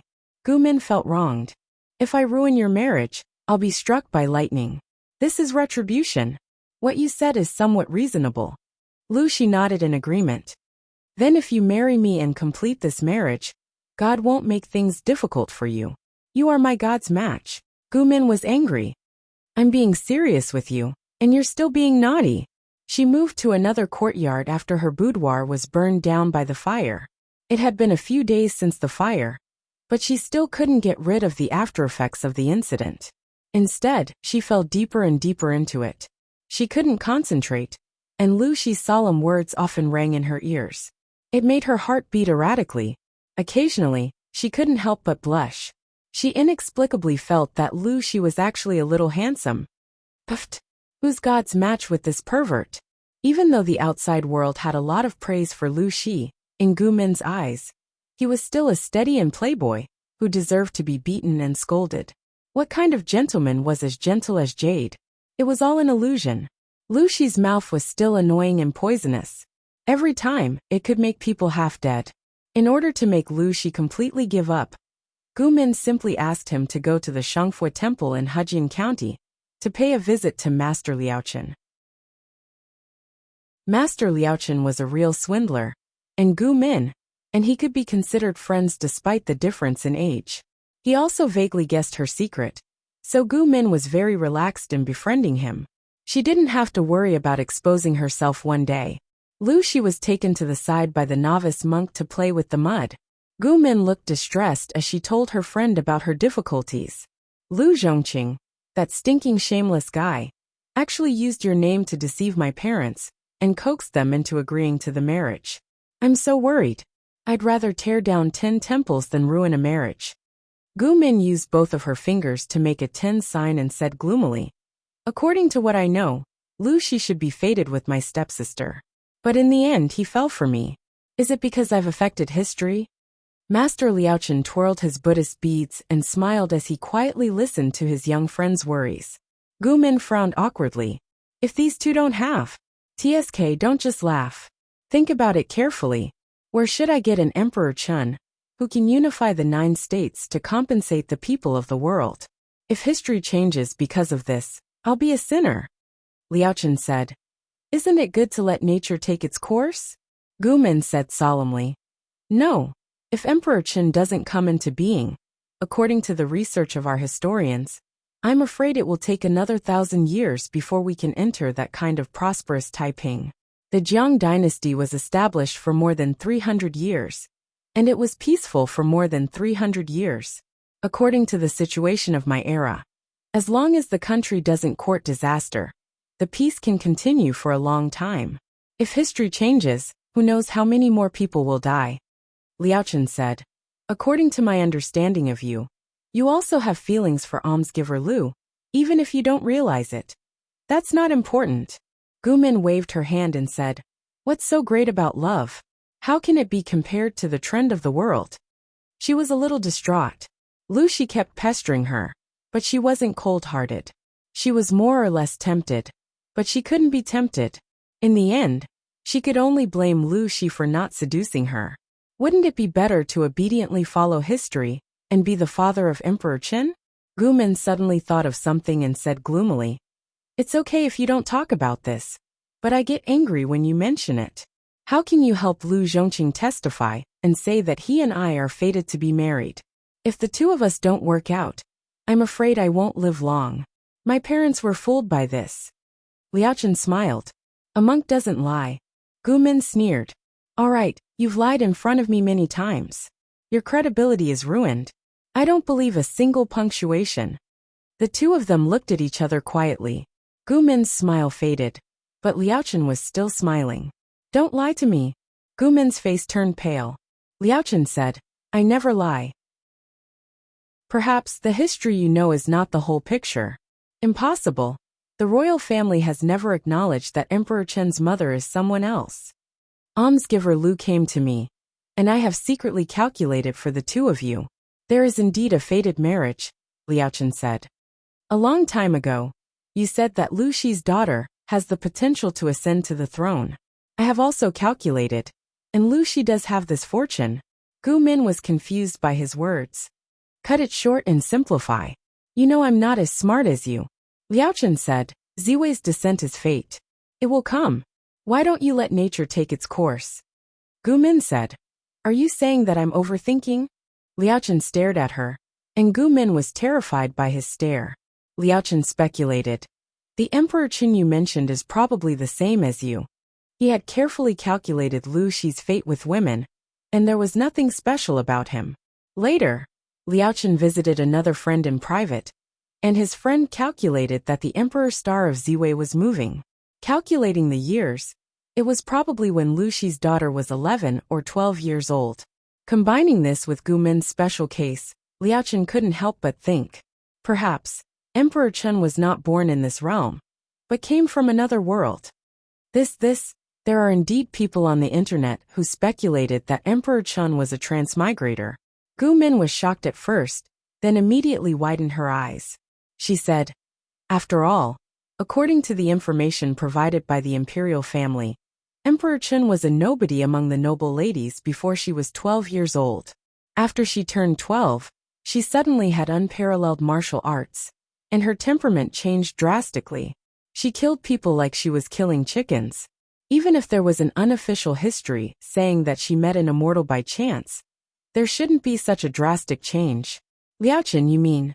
Emperor Chen doesn't care who her parents are, and she will come when she is supposed to? If she really was a transmigrator, it really had nothing to do with who her parents were. Liaochen said, She and Lu Shi are fated to be father and daughter. In other words, a change of mother wouldn't have much effect on Emperor Chen's descent, as long as the father wasn't the old man next door. Gu Min was speechless. Her worldview was shattered. Liaochen laughed. This matter concerns the future of the world, and the fate of Ziwei. Please consider it carefully. Gu Min couldn't help but support her chin. Are you sure you didn't collude with Lu Shi to lie to me? A monk doesn't lie. Gu Min said. If that's the case, it's not that I can't give Lu Shi a chance. It's better to find someone familiar and easier to bully, so that I can live comfortably. But when I think about how Lu Shi was supposed to be my brother-in-law, I can't get over it. Liaochen said helplessly. How do you know that history is definitely true? Gu Min asked in surprise. What do you mean? Liaochen said. Lu Shi and Gu Zhen were indeed fated to be husband and wife, but the two of them were not fated to have children, including those who were born and those who were not. Although my skills are shallow, I can still calculate this. If that's the case, how can you be sure that the Emperor Chen you know is Gu Zhen's daughter? Gu Min's face turned pale after hearing this. Liaochen lightly threw another bomb at her.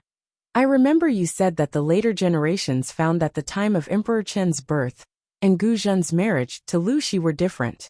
This was also one of the strong pieces of evidence for the scholar to overturn that Gu Zhen was the birth mother. Gu Min frowned. I did say that, but other than the fact that Emperor Chen's mother wasn't Gu Zhen, there was another inference. The unofficial history said that Gu Zhen was discontented after being widowed and had a rendezvous with a strange man. That was why she married Lu Shi with the child in her womb. Liaochen laughed. I also said that the child should be Lu Shi's bloodline then. Gu Min's face turned pale when she heard this. Then, the child's birth mother was someone else. Even if Gu Min was slow to react, she still understood the meaning behind Master Liaochen's words. At this moment, Gu Min suddenly remembered the details before she transmigrated. When she taught Lu Shi that Emperor Chen's birth mother was Gu Min, she curiously went online to search for information about Gu Min. There were very few records, and the few sentences were obtained from unofficial history inscriptions and miscellaneous discussions. According to these written records, the historical Gu Min had congenital dementia, According to Professor Lu Shi's research, congenital dementia was due to being born too late, resulting in a lack of oxygen in the womb and abnormal brain development. In addition, Gu Min's year of death was uncertain, but it was definitely after the birth of Emperor Chun, and before Gu Jin married Lu Shi. Time was so sensitive, Gu Min suddenly felt very frightened when she thought about it. Liao Chen said, "History is history, but people are in the present. Donor, you must not be affected by it." Gu Min smiled bitterly. "Let me think about it." Liao Chen asked her curiously, "If Emperor Chen's mother was really you, what would you do?" "What else can I do?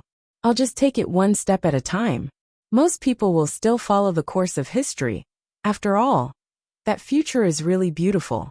I hope it will come as soon as possible, so that more people can enjoy that kind of happiness. I've lived in this era for so many years, and with every day that passes, the thoughts in my mind become stronger." Gu Min said, "But Lu Shi, I really don't know how to treat him."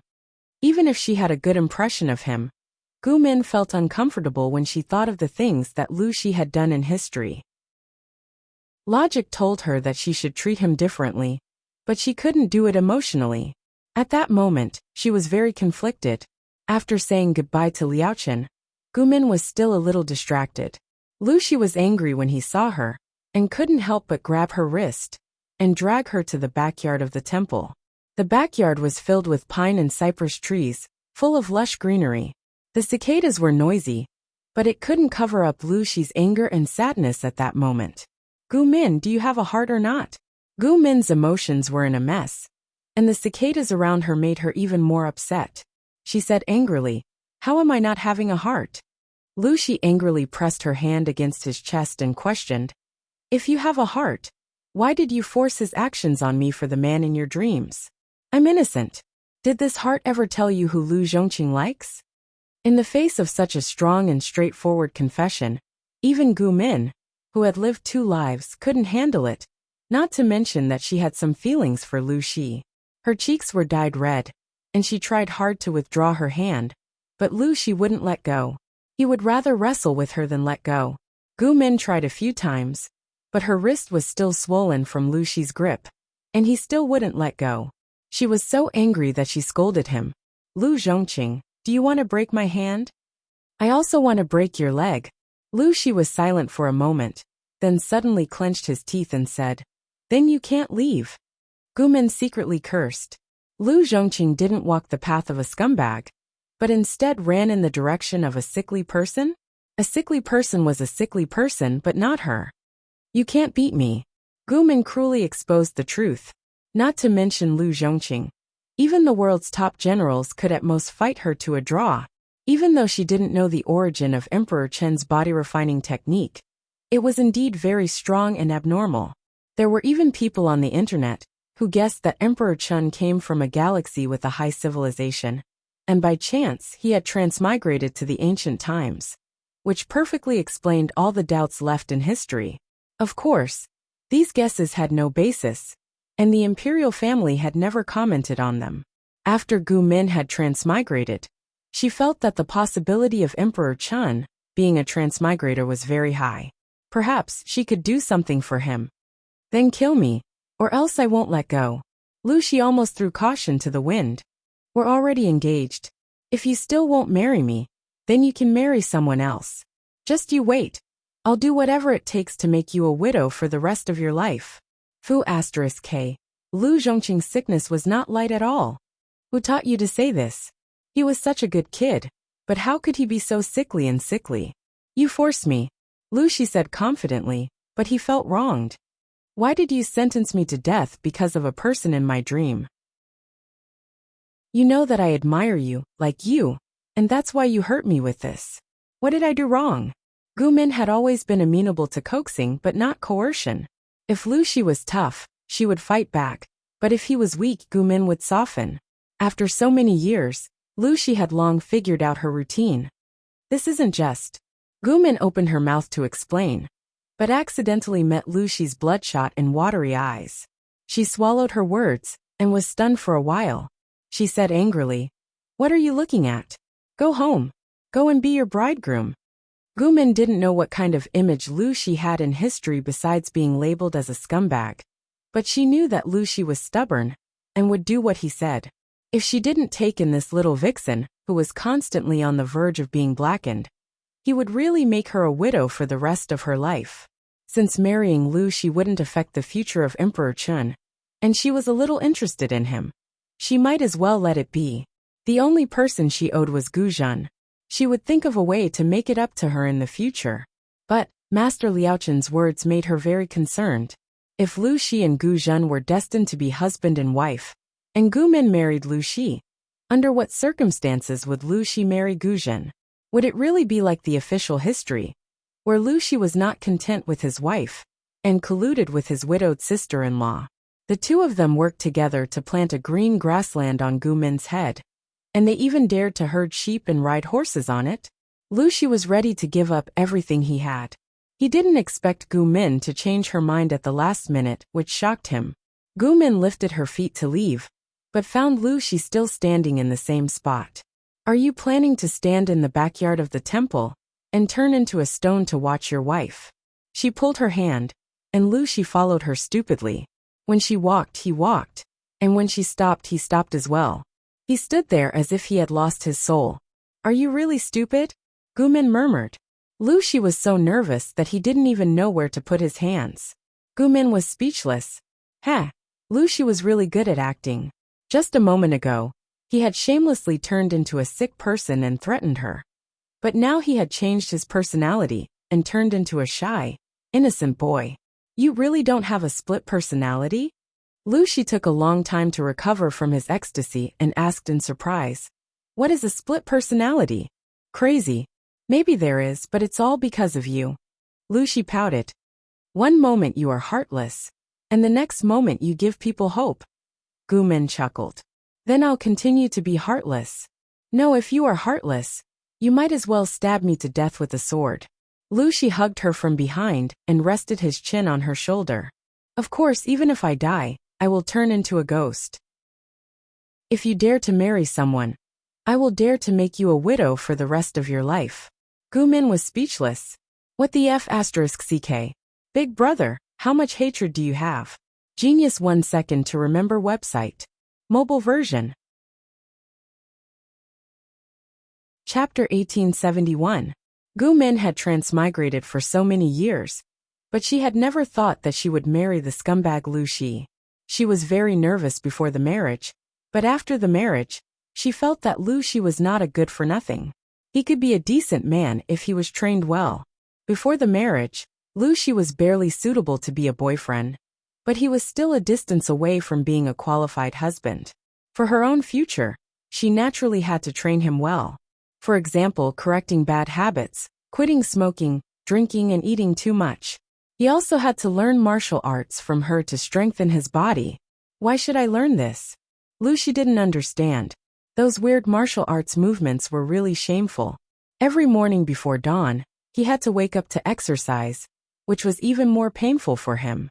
He hadn't been so tired in the past few years. Gu Min snorted. So that when I abuse you in the future, you won't be beaten to death by me. The corner of Lu Shi's mouth twitched, and he said gloomily, Are you serious? Gu Min couldn't help but laugh. What do you think? Look at how weak you are. I usually have to restrain myself when I speak. It's uncomfortable. Lu Shi was speechless. If he didn't look so weak, would Gu Min beat him to death just because she was unhappy? Not long after, Gu Min discovered that her new husband still had some male chauvinism and shoppy chauvinism. It looks like it's not enough to just strengthen your body. You have to change your thinking. Lu Shi asked, How is my thinking crooked? Gu Min said, If your values are not right, I'm afraid that you will suffer when you reach middle age. Historical experience told her that Emperor Chen's thinking was advanced, and Lu Shi was old-fashioned and stubborn. Sooner or later, he would be taught a lesson by the emperor. Gu Min didn't train people in one step.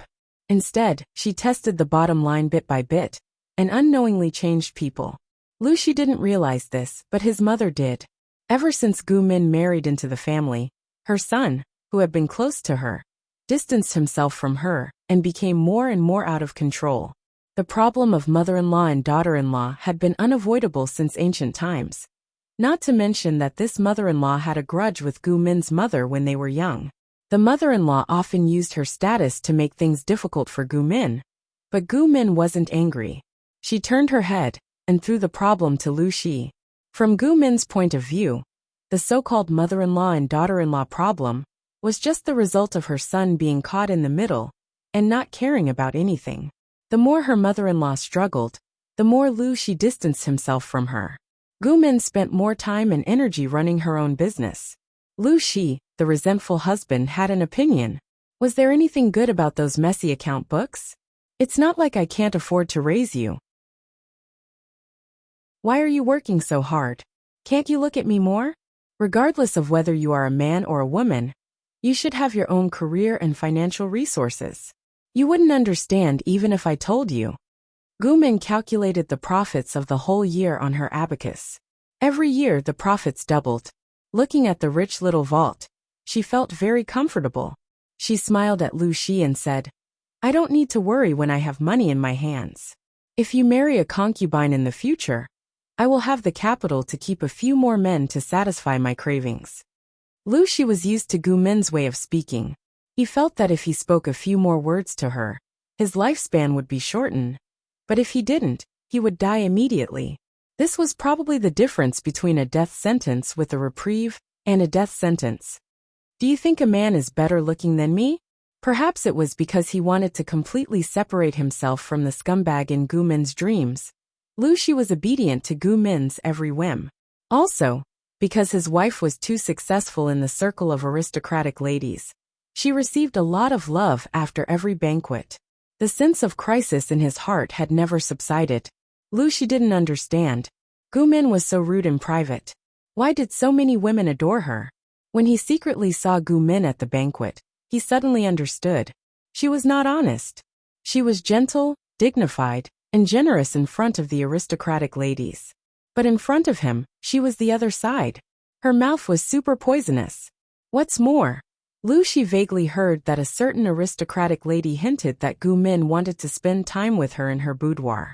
A group of women outside coveted his wife, and his wife was always thinking about keeping a man. Did she really think that his brain was like a grassland where sheep could be grazed?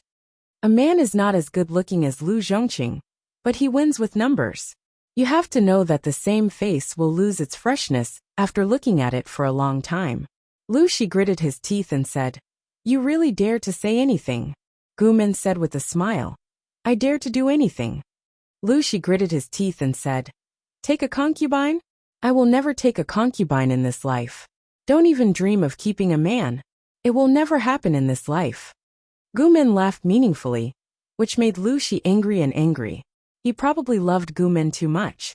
After marriage he liked her more and more. Gu Min didn't have the gentleness and kindness of ordinary women, but he liked her very much. Perhaps it was as his mother said.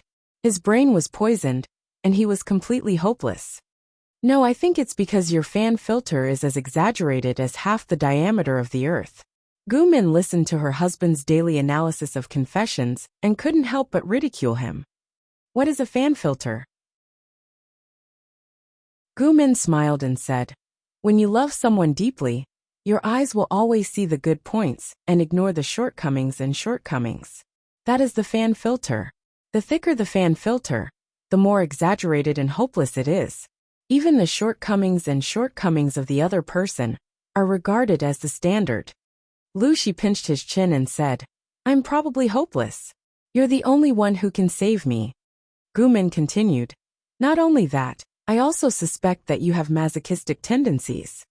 Lu Shi blinked and humbly asked for guidance. What is a masochist?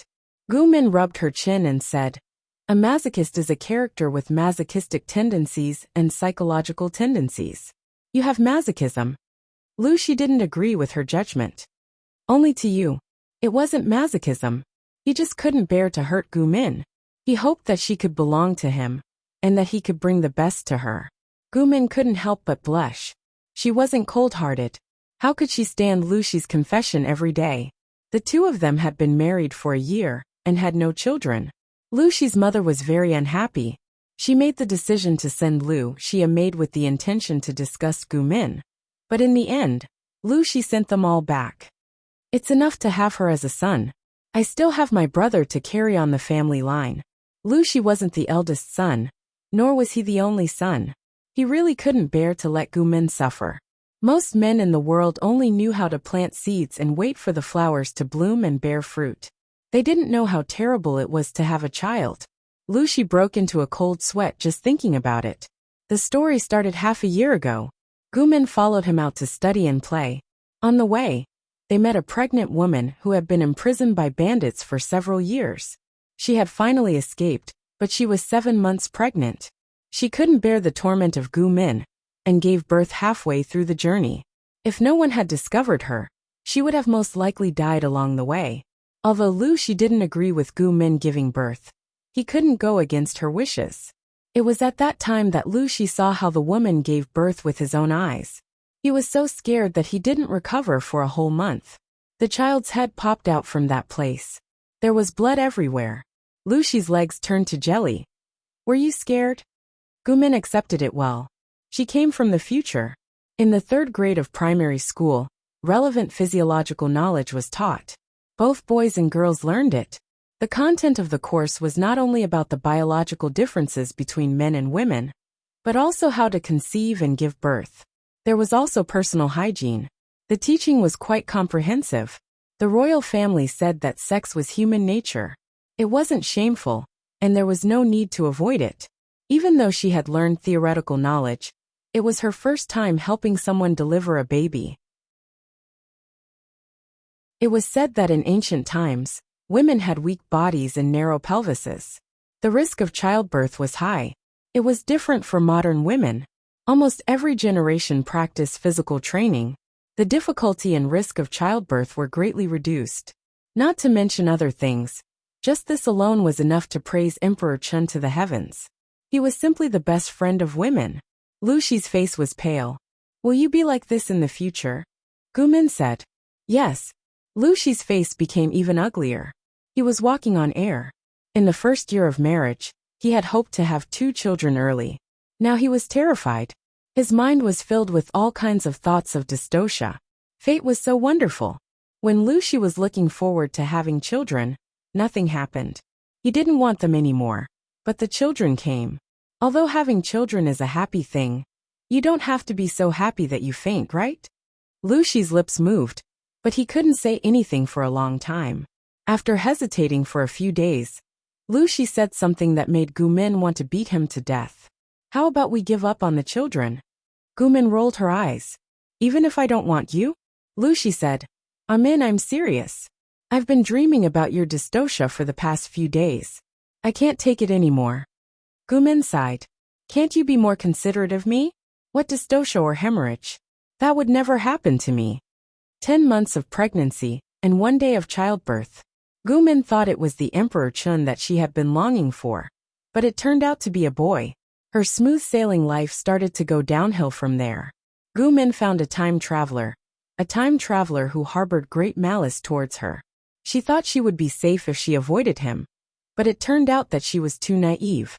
Sometimes, she had no intention of stirring up trouble, but the enemy was relentless and tried to kill her. What scared Gu Min the most was that the enemy didn't seem to be after her, but the future Emperor Chun. There were a few conflicts. Although the man didn't do anything to hurt her, Gu Min was still frightened. Soon, her premonition was confirmed. One day, Gu Min was at home dealing with miscellaneous chores when she suddenly received terrible news. Her son's wet nurse had just woken up from her afternoon nap and found that her son had disappeared. The child was only 2 years old and walked steadily but slowly. There were maids waiting on him outside the house. How could the child disappear into thin air? Gu Min was frightened and hurried to look for her son, but she was ambushed on the way. Zhong Qing. Gu Min struggled to open her eyes. She had a splitting headache, as if someone had torn her brain apart with their bare hands. She felt nauseous. Lu Xi's eyes were dark and bloodshot. His face was full of stubble, and he looked particularly haggard. He said with tears in his eyes, Amin, you're finally awake. Lu Xi had never felt so hopeless.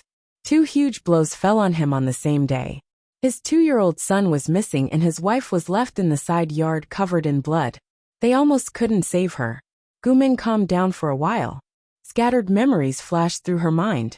She remembered that her son had gone missing, and she hurried to look for him. But she met Wang Huiyan? Wang Huiyan, the best friend whose body had been possessed by the woman from another world. Gumin suddenly woke up and grabbed Lu Shi's hand. "Where's our son?" Lu Shi said. "We haven't found him yet." As soon as he finished speaking, his son's wet nurse rushed over and pushed the door open. She cried, "We found Dalong." Was she looking for a beating? Gumin was happy at first, but her heart sank when she saw the wet nurse's reaction. It was a good thing that their son had been found. Why was she crying? "Take me to Dalong." Gumin lifted the quilt and staggered to her feet. Her heart seemed to have sunk into a cold, deep sea. The child was found in a deserted and remote courtyard. His little body was curled up into a ball. His calves were bruised and swollen. His body was cold and stiff. Gumin pushed away the maids and servants like crazy. She snatched the body of the child, whose eyes were closed, and cried her heart out. According to the doctor's examination, the child had come to the small courtyard for fun, but was bitten by a 5-step snake. He died without treatment. Gumin didn't believe it. The child was only 2 years old. There were maids and wet nurses guarding him. How could he have walked thousands of meters to such a remote place to be bitten by a snake? It must be her. It must be that woman. She had possessed Wang Huiyan's body and plotted against teacher Xie Qian. She didn't know what she was capable of. Not only could she hurt Gumin, but she had also secretly taken the child away and poisoned him to death. Gumin almost wanted to rush into the palace to get even with the evil woman, but Lu Shi stopped her. "I lost my child. I can't lose you too." Gumin grabbed Lu Shi's collar and gritted her teeth. "So my son died for nothing? There will be a chance. There will be a chance for revenge. Let's think about it. Gumin, you have to calm down so that you can avenge Dalong." From then on, Gumin's health slowly deteriorated. She would fall sick from time to time. People said that it was because she had lost her beloved son and suffered a huge blow. However, Gumin didn't think that was the case. The deterioration of her health was definitely related to the attack that day. It was the truth. Her health deteriorated not only because of her eldest son, but also because the time traveler used the soul-searching technique on her. Lu Shi also entered the officialdom at that time. To outsiders, the couple seemed to have come out of their grief, but they knew that they hadn't. 2 years passed in a flash. Many things happened in Dongqing, but Gumin didn't have the heart to care about them. She found out that she was pregnant again. After 10 months, she gave birth to a pair of children after a day and a night of labor. The twins were chubby and cute. When they smiled, they revealed a pair of cute little dimples. "My nephew and niece are so smart and cute. They look very smart." At the banquet, the eldest brother Lu Zhai looked at his nephew and niece and praised them with a smile. Gumin was stunned on the spot. Smart, cute, and smart? She suddenly looked at her daughter. A chill spread from the soles of her feet to the top of her head. Not long after the banquet, Gumin found an excuse to bring her daughter to Shengfu Temple to see Master Liaochen. After a round of examination, Master Liaochen didn't look very good. This was because the baby girl's soul was complete. Her eyes were clear and lively. She could clearly call out father and mother when she just turned 1 year old. No one knew what the two of them talked about. Gumin left with her daughter with a dead expression. She went back to Langjie County to see Master Yuanjing. "Chunin, I beg you to think of a way. Can't you have the best of both worlds?" Gumin hugged her daughter who was sleeping soundly. She looked like she was about to collapse. Her eyes were filled with despair. "I can't have my cake and eat it too. There's nothing I can do." Master Yuanjing was helpless. Gumin cried uncontrollably. The movement woke up her daughter in her arms. The mother and daughter cried miserably. She thought that her daughter was demented and soulless. In the future, this body would welcome a strong soul and obtain a new life. But what happened? Her daughter was born with a complete soul. This meant that this daughter was a new life. She was Gumin's daughter. How could she accept that her daughter's body was occupied by another destined soul after she raised her for 12 years? If she didn't do this, the Jiang dynasty that should have been established would no longer exist. The chaotic world that should have ended early would continue. As the chaotic world dragged on, there would be countless lonely souls and ghosts. Even if the world was divided and reunited, the dynasty that was established was not the Jiang dynasty. Maybe Emperor Chun is someone else. Gu Min returned to Hejian County with this thought in mind. However, Master Liaochen dispelled her beautiful dream. The child in her arms died young. She wouldn't live past 12 years old. Her life would move towards an unpredictable future in this year. God probably saw that Gu Min had lived the first half of her life too happily. Now he was going to collect a debt from her with interest. She raised her child anxiously until she was 4 years old. There was another life in her womb. She was about to give birth. Just when she thought that the haze was about to dissipate, tragedy struck again. This year, just after the Spring Festival, the snow in Hejian County had not completely melted. Her second son accidentally fell into a pond and drowned. When Lu Shi received the news and rushed back, he only saw his daughter sitting by the pond and patting Gu Min's slender shoulders. Gu Min was kneeling on the ground, holding a wet ball with a blank look in her eyes. Lu Shi was so shocked that his legs turned to jelly, and he fell down the corridor. Amin. Beside Gu Min, other than her daughter, no one dared to comfort her. After a long while the sky darkened. The cold wind blew, and Gu Min came back to her senses. Her eyes had long been dry from crying. I couldn't even protect my second son. But he can't play in the pond. Everyone knew that the child was afraid of water. No matter where she went to play, she would never go near the pond. Lu Shi discovered this and sent people to fill up the pond in the mansion. He didn't expect the child to drown in another place. Gu Min struggled to finish the child's funeral. She was too tired and gave birth to a thin and weak child early. Her once healthy body completely collapsed. She thought that the person who killed her was a woman from another world, who had evil intentions towards her and Emperor Chen. She endured the pain and told the public that it was her daughter who died of illness and drowned in the water. Gu Min was very worried. According to the cruelty of the woman from another world, her daughter might not even live past the age of 12. She wanted to take revenge, but was unable to do so. This kind of feeling made her unhappy. Not only was she worried about external harm, but she was also more worried about the self-correction of history. She was worried that her youngest son would not be able to escape. She was depressed, and her illness became more serious. Lu Shi's cousin, Bai Dai, saw this and took the initiative to stay and take care of the sick Gu Min occasionally. She would talk to her to relieve her boredom and try to comfort her. Even so, Gu Min's condition was getting worse day by day. Gu Min had a vague feeling that she would not live for long. She simply confessed everything to Lu Shi, and even lied about having 2 souls in one body. She recorded everything she knew, and left it to Lu Shi. If possible, she hoped that Lu Shi could live well, and not repeat the ending of history. Spring had just passed and midsummer had not arrived. Her life began to count down. No one would have thought that Gu Min's dowry maid would be the last straw that broke her back. The maid was clever, and Gu Min liked her very much. She made the decision to help her find a good marriage. Her whole family worked in the mansion. Knowing that the maid had come, Gu Min thought that she was also there to comfort her. She did not expect that the maid would tell her such shocking news. When her eldest son was poisoned to death by a poisonous snake, the maid had seen Lu Shi coming from the direction of the deserted courtyard. She had wanted to go there to find the eldest Langjun, but was sent away by Lu Shi. Later the eldest Langjun died young. The maid did not suspect that Lu Shi was the murderer. She did not have any evidence, and did not want to ruin the relationship between the couple. She seemed to have seen Lu Shi's figure when the second Langjun drowned in the pond.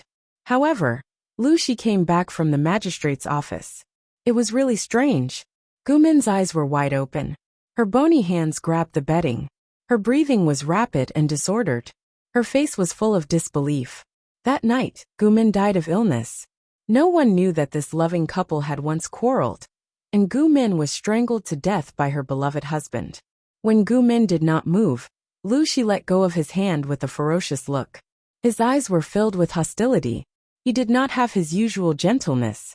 He waved his hand and Gu Min, who had died a horrible death, returned to her sickly and pale appearance. It was as if she had just slept. Lu Shi laughed hideously and murmured to himself, as if he was warning someone. Did you see that? This is what you get for trying to resist me. The so-called Lu Shi was just a part of his 7 emotions and 6 desires. He was just a thing that could not even be counted as a life. How dare he try to resist him again and again? He lost 2 pieces in a row and did not learn his lesson. This stupid woman named Gu Min was also too much. How dare she try to challenge his bottom line? Damn it! As soon as he finished speaking, Lu Shi's body suddenly began to violently twitch and fell into a deep sleep. The next day, the news of Gu Min's death spread. The outside world said that Lu Shi was greatly affected and fell ill. After that, the world changed. In the blink of an eye, several years had passed. The wheel of history slowly moved forward, heading in an unknown direction. On the other side, Gu Min, who had fallen into darkness because of the lack of oxygen, thought she was going to die. When she was about to lose consciousness, a strange scene suddenly appeared. She saw the gentle scum Lu Shi, in a suit talking to Jiang Chun at the school gate. In the end, he extended his hand and handed Jiang Chun a yin-yang fish jade pendant. Gu Min could not help but shout loudly, trying to get Jiang Chun to stay away from Lu Shi. This animal was not a good thing. In her excitement, a gust of fresh air rushed into her chest. She breathed greedily, and suddenly opened her eyes. The scene in front of her was familiar yet strange. The snow-white ceiling of the dormitory was enlarged in front of her eyes. Countless memories filled her brain. 9 stars in a row. Gu Min climbed out of bed and looked at the night sky outside the window. Her heart skipped a beat. She hurriedly took out her phone and called Jiang Chun. Chun, where are you?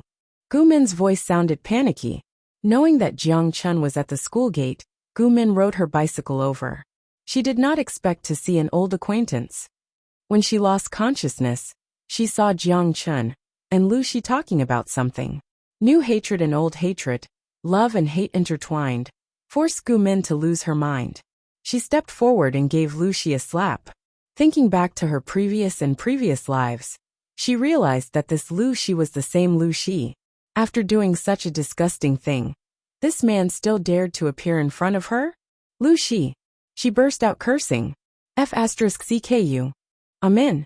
Lu Shi was not angry.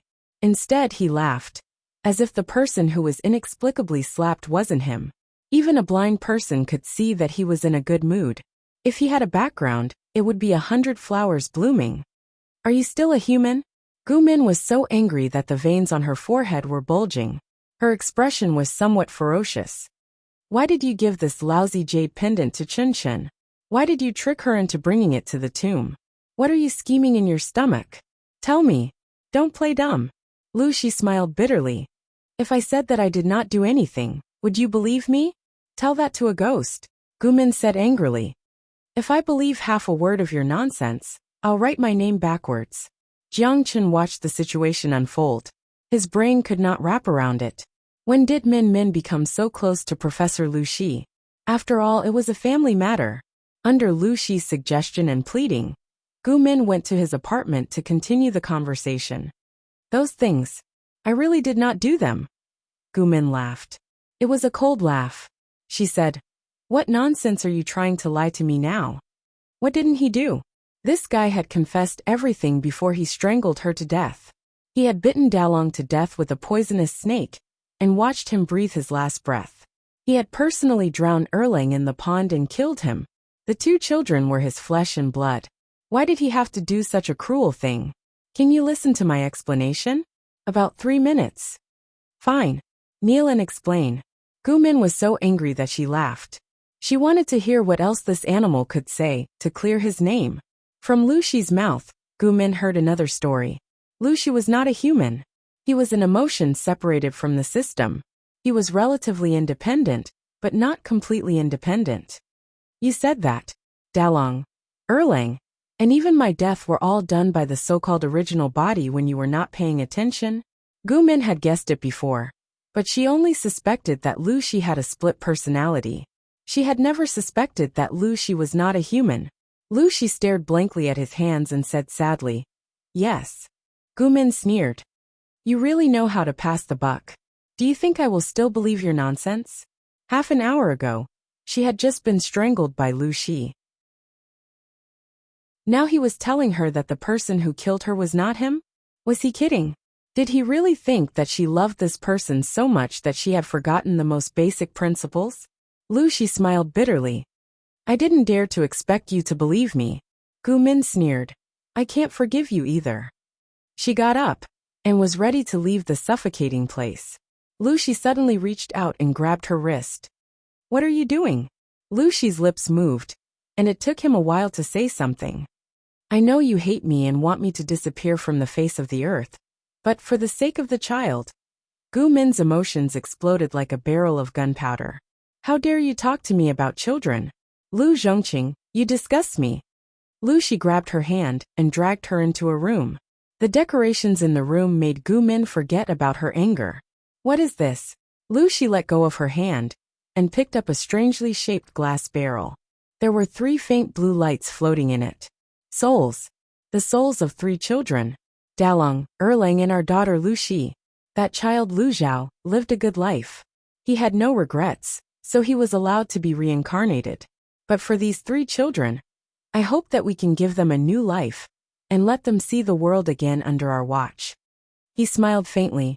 The souls of these 3 children were the motivation that had kept him waiting for more than 100 years. He had searched for Gu Min for a very, very long time.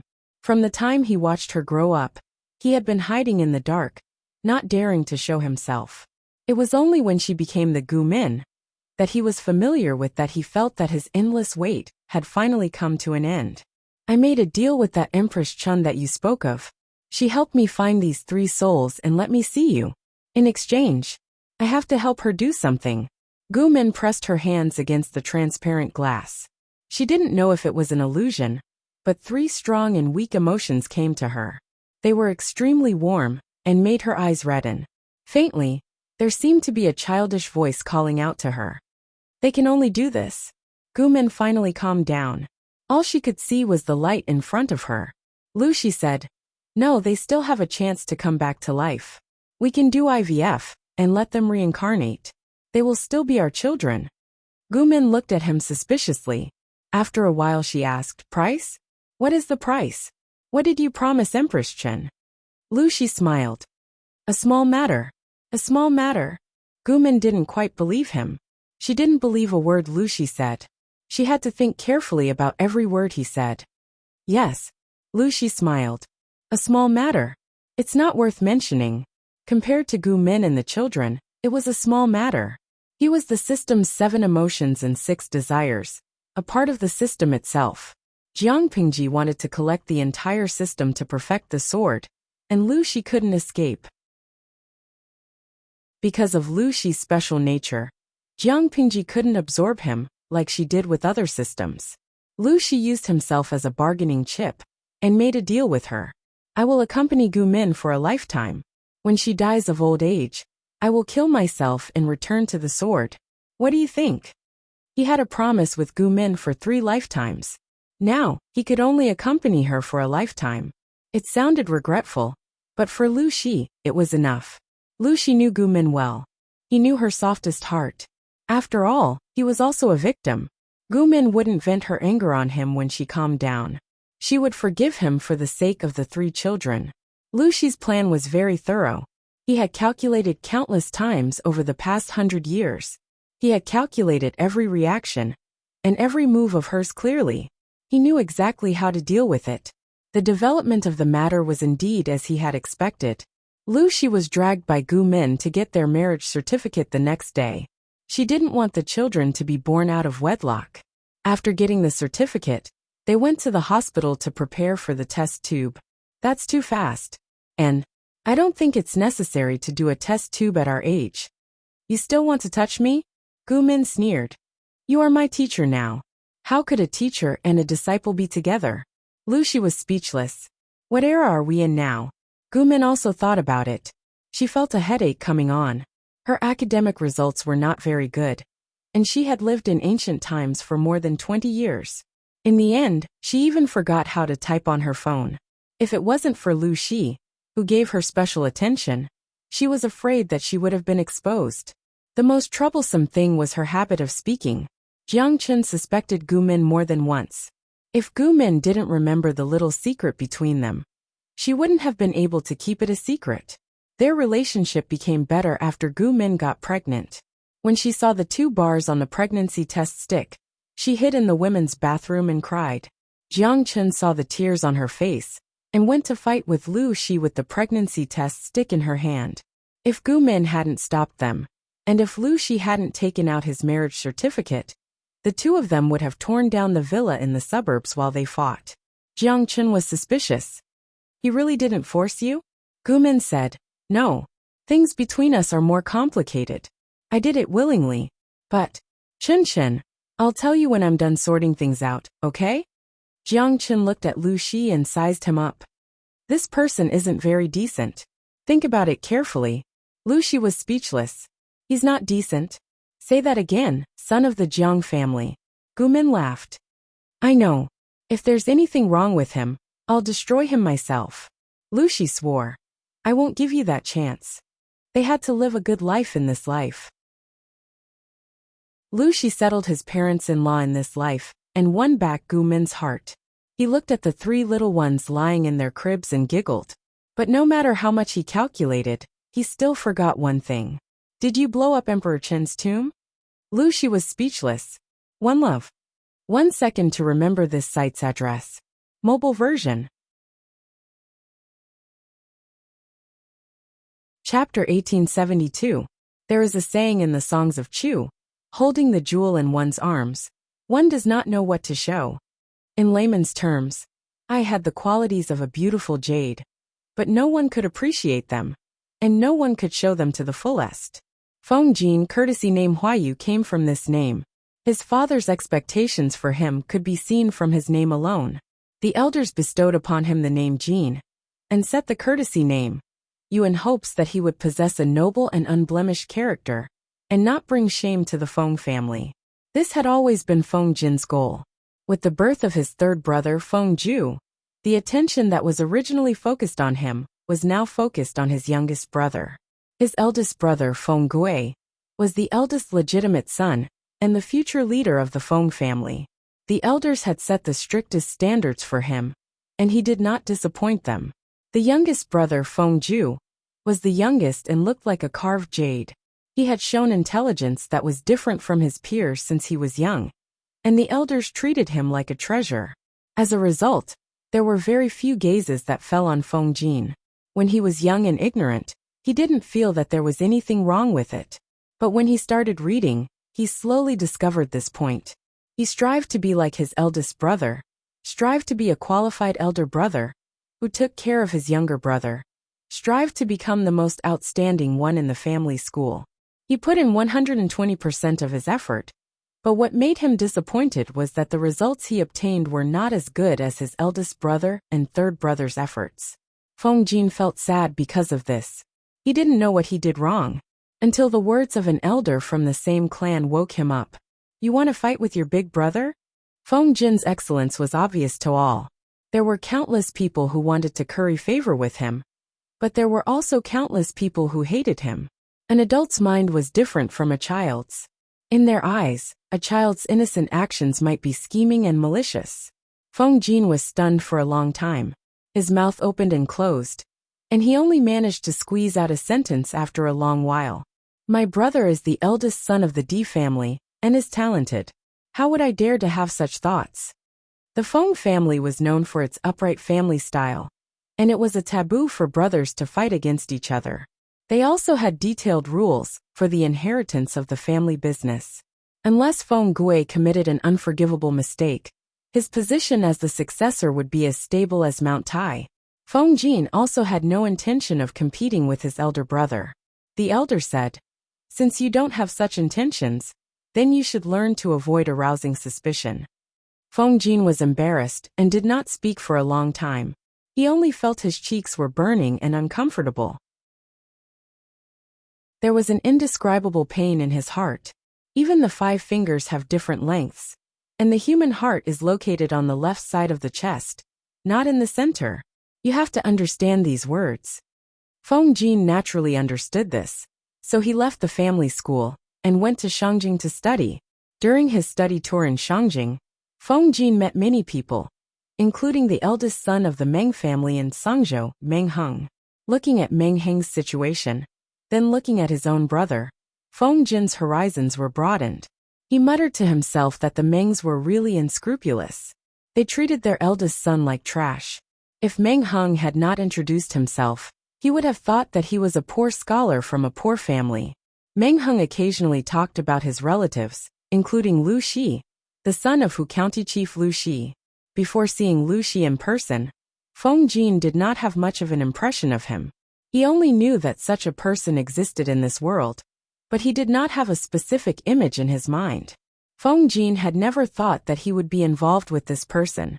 Looking back many years later, Feng Jin felt that he had been too naive. When they first met in the bandit stockade, Feng Jin appeared in front of Lu Shi in the most embarrassing state. At that time, he was escorting the fourth prince Wu Majun to escape from many pursuers, and finally fell into the pit named Lu Shi. Without a doubt, Lu Shi was a person who left a deep impression. She was obviously a woman, but she pretended to be a man. She looked weak and slender, but she had the strength to fight 1,000 people alone. Feng Jin always had a doubt. If Lu Shi had such talent, why would he fall into the bandit stockade with a group of noble ladies and be so embarrassed? Thousands of questions were stuck in Feng Jin's throat. He was curious, but he did not ask further. After all, he had always thought that his connection with her was limited to this. After leaving the bandit stockade, Feng Jin safely escorted the fourth prince to Hejian County. He took the time to see his good friend from school, Lu Heng, nicknamed Yaoji Lu Shi's cousin. Under Lu Heng's invitation, Feng Jin went to the Lu's family school with him. Coincidentally, Feng Jin heard Lu Shi's forceful refutation. After many encounters and coincidences, the image of Lu Shi in Feng Jin's heart became more and more complete. Although he was young, he showed off his abilities. His arrogance was even more troublesome than his youngest brother Feng Ju. If there was one thing that Feng Jin regretted in his life, it was probably being coaxed by Wu Majun to visit Langlang Alley. It was not a big deal to visit the most prosperous area in Hejian County. What was embarrassing was that the two of them met Lu Shi and Lu Shi _ smiley face, Engel _ in Langlang Alley. It was normal for the father to visit Langlang Alley, or the son to visit Langlang Alley. What was unusual was that the father and son came together. A look at his poor memory. He forgot again that Lu Shi was not a Langjun, but a wife. Even if a wife wanted to visit Langlang Alley, she should not look for a flower lady to serve her. Go look for little Shuer. Seeing Wu Majun and Lu Shi looking at each other, Feng Jin took the opportunity to leave with the excuse of looking for Lu Shi. Soon he regretted it. Lu Shi had run into trouble again. Under her persuasion, Feng Jin followed her to the wall of Mr. Wei Yuan's mansion. She made a suggestion that Feng Jin remembered deeply. Smiley face, Engel _ climb over the wall. Feng Jin had never thought that he would be a gentleman on the beam again. If you want a visit, you can come during the day. Feng Jin saw that Lu Shi was about to roll up his wide sleeves and climb over the wall. His face became twisted, but he did not dare to raise his voice. He could only suppress his voice. If you get caught, you. Mr. Wei Yuan was famous for being strict. If his student climbed over the wall in the middle of the night, it would be fine if it was in the front yard. But if it was in the backyard, it would be like yellow mud falling into one's pants. Lu Lanting was not afraid of anything, but he still wanted his reputation. What are you afraid of? Come, I'll be your stepping stone. You climb over first. A woman told him that she wanted to be his stepping stone and help him climb over the wall. Feng Jin had 1,000 things he wanted to say. I don't believe that you're so kind. Tell me, how do you want to trick me? At this moment, he had lost his usual demeanor. He looked more like a teenager than an old and steady young master of a landowning household. Lu Shi smiled. You'll know once you climb over. Thus Feng Jin, who had been making a lot of noise, was cheated and sat on the wall. He climbed over Lu Shi's arm with great difficulty. Lu Shi, who was at the bottom of the wall, chuckled. Huaiyu, Why don't you take a look at the other side of the wall? Isn't there a bunch of people guarding there? Feng Jin looked at the rows of people on the other side of the wall, his face livid. Lu Shi. This was probably the legendary ill-fated relationship. When Lu Shi was the matchmaker and Feng Jin married Lu Shi's ex-fiancée, he felt an indescribable sense of satisfaction. His friend's wife. No, he had forgotten that the guy was a woman. Wei Jingxian was a surprise to Feng Jin. He had never thought that the sharp-tongued and quick-witted girl would become his lifelong companion. The two women had left a deep impression on him that night. Lu Shi became Jiang Pingji, and Feng Jin treated her as his master. He was loyal to her for life. Wei Jingxian became his son's mother and the mistress of the house. They had been loving for decades. Huayu, what are you laughing at? Feng Jin opened his eyes in the warm afternoon sun. The light was dazzling. He was about to raise his hand to shield his eyes when he saw a fragrant fan blocking the light for him. Feng Jin got up from the recliner and smiled. I had a sweet dream. I'm in a good mood. Wei Jingxian had changed the way she addressed him from husband to Huayu for many years. Feng Jin thought he was still a teenager, but when he looked at the woman in front of him, he realized that decades had passed. What sweet dream! Look at you. You're grinning from ear to ear. Wei Jingxian was over 50 years old and no longer wore bright colors. She preferred darker ones, but she was still very beautiful in Feng Jin's eyes. My granddaughter said you smiled while sleeping. She was afraid that you were sick.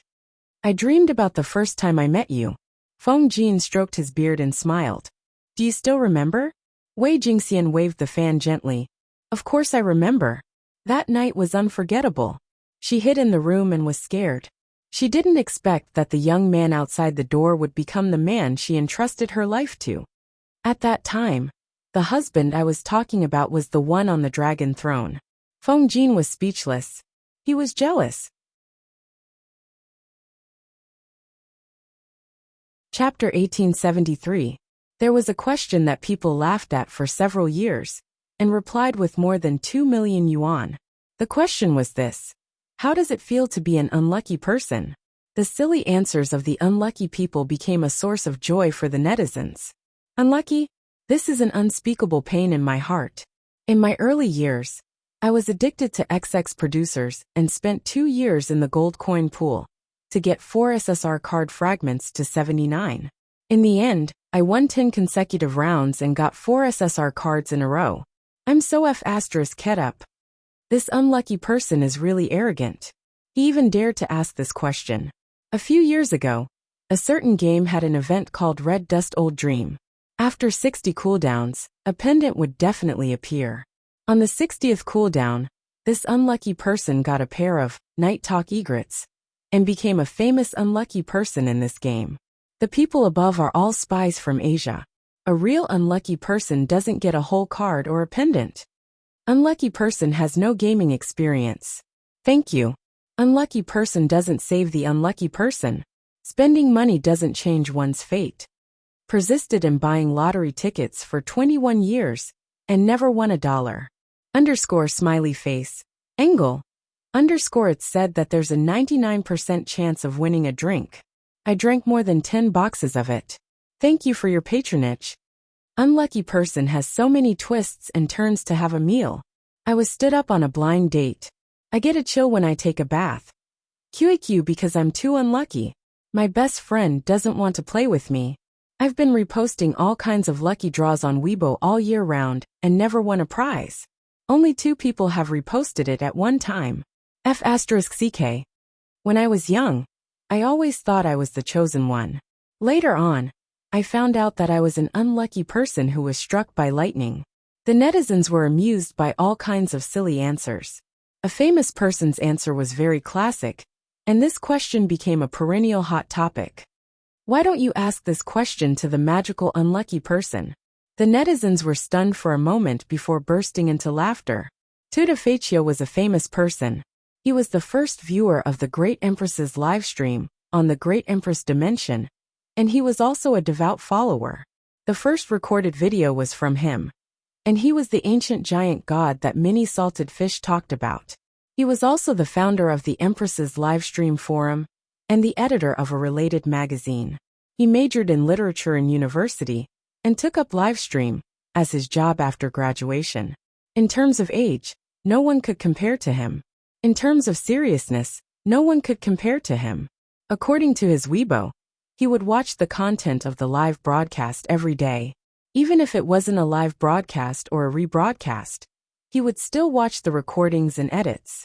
He would write down notes and make a video document for everyone who had appeared in the live broadcast and mention their names.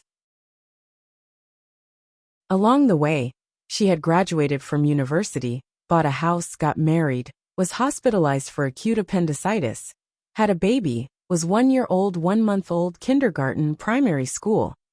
He had put in a lot of effort, and at the same time, the harvest was quite good. The Great Empress Forum was an evergreen tree. Under the management of Ren Baqian and a few other founders, it had flourished for a long time. Just the traffic and advertisements alone were enough to sustain the daily maintenance and updates of the forum, as well as the labor expenses. Every year, every founder would receive a dividend of 3 to 4 million yuan. The magazine that he sponsored also maintained profitable sales when the physical magazines were in decline. He had written detailed books for everyone in the live streaming room of the Empress. His writing was sharp and his words were humorous. He kept half of the profits from these books for himself and donated the other half to the charity foundation set up in the name of the broadcasting room. Of course, he still had millions of fans on Weibo, and he would occasionally earn some extra income.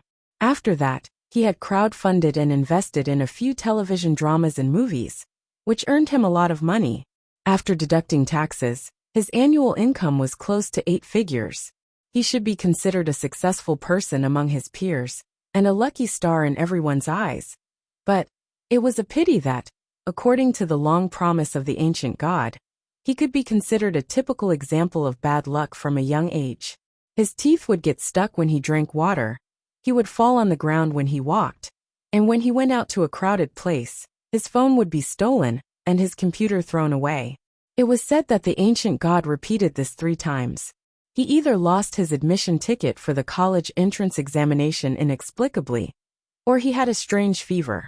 At the very least, he met with an accident on his way to the exam. I gave each of my accounts the ID Stowaway Unlucky, hoping that I could sneak from Africa to Europe and become a European emperor. Smiley face. Engel. This was the inner voice and cry of an unlucky person. I think that I have experienced many twists and turns in my life, and I have always been unlucky, probably to accumulate all of my luck and meet the streamer. Stowaway Unlucky's words were very emotional and moving. Being the first to enter the streamer's room, and the first to find Jiang Pingji, had exhausted all of his accumulated luck.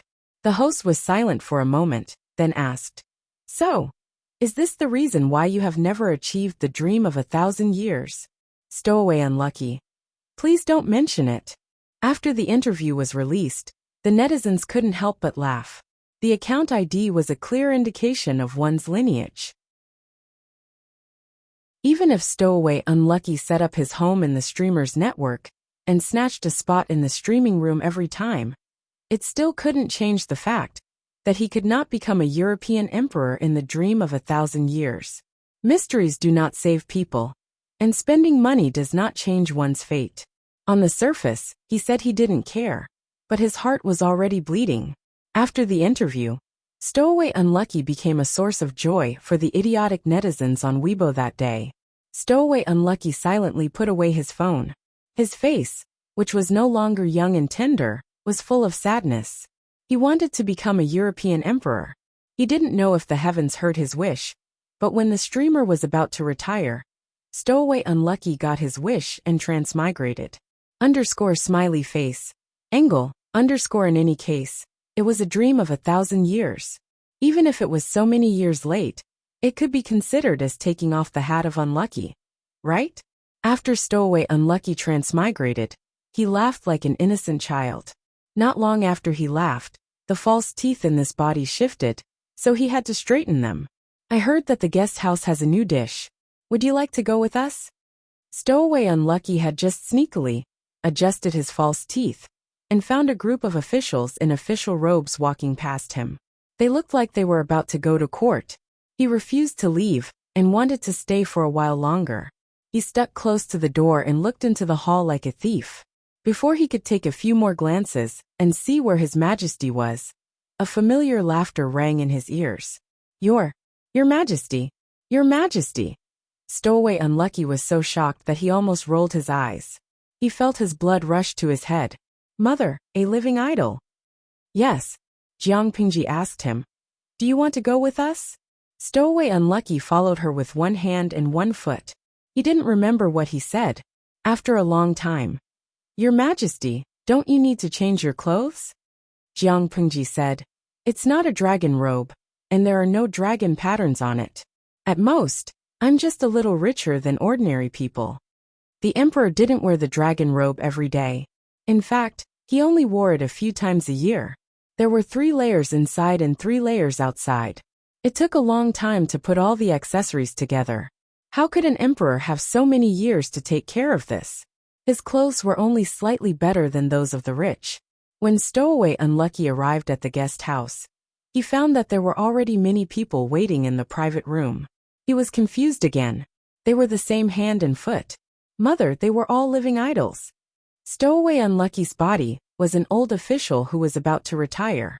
He didn't have much of a presence, but he had a good relationship with the other officials.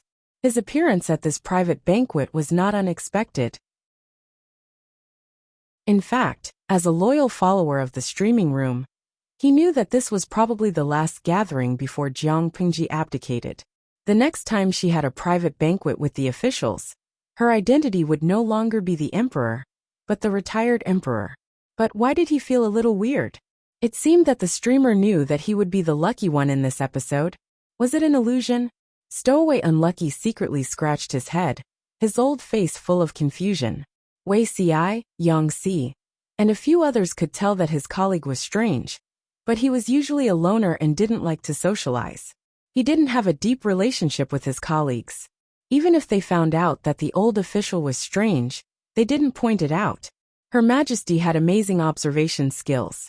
If there was something strange, she would be the first to notice. Therefore, this little bit of doubt was suppressed by the crowd. They chatted about everything, reminisced about the past, or laughed about the future. The atmosphere was harmonious. Jiang Pingji had prepared for 3 years to abdicate. Everything was ready. Crown Prince Jiang Lian had the style of his mother.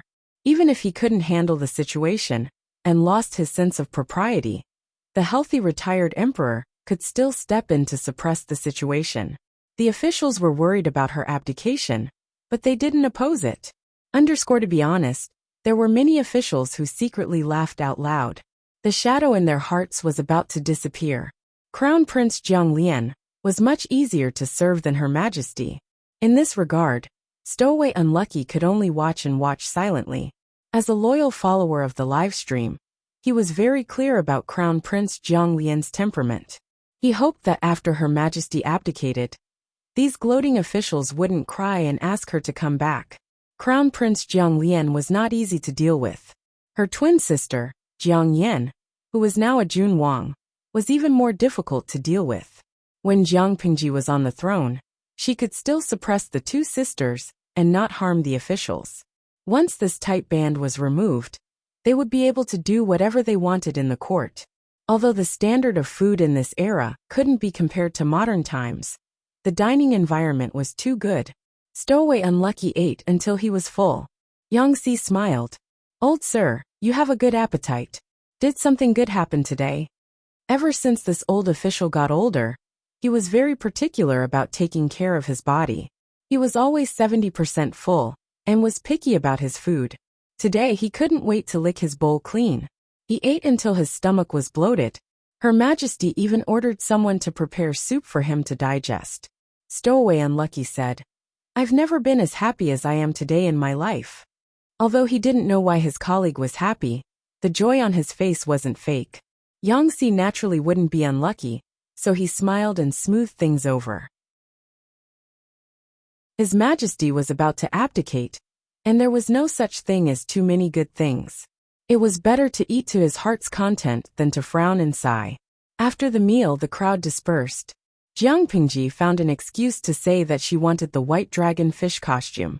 It wasn't the first or second time that he brought his officials to visit incognito, so it wasn't too conspicuous this time. This incognito visit is different from what I imagined. This was simply shopping. He knew that Jiang Pingji could hear what he was muttering. Jiang Pingji said, "What else? What other thrilling plot do you think it could be?" The stowaway chief blinked innocently. Jiang Pingji said, "I'm old and my digestion isn't as good as it used to be. Walk more to aid digestion, or you'll end up with a stomachache." Tutifaccio. So, the so-called white dragon fish suit was actually a stroll to aid digestion? Jiang Pingji took the opportunity when no one was paying attention to her, and said with a smile, "Thank you." Companionship was the longest confession of love. She felt that the salted fish, led by the stowaway chief, was true love.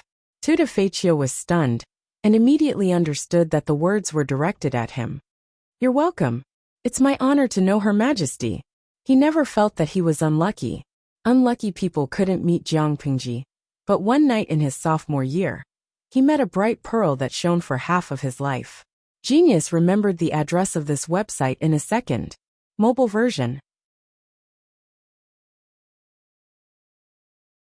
Chapter 1874. It was still a story with a light-hearted and humorous plot.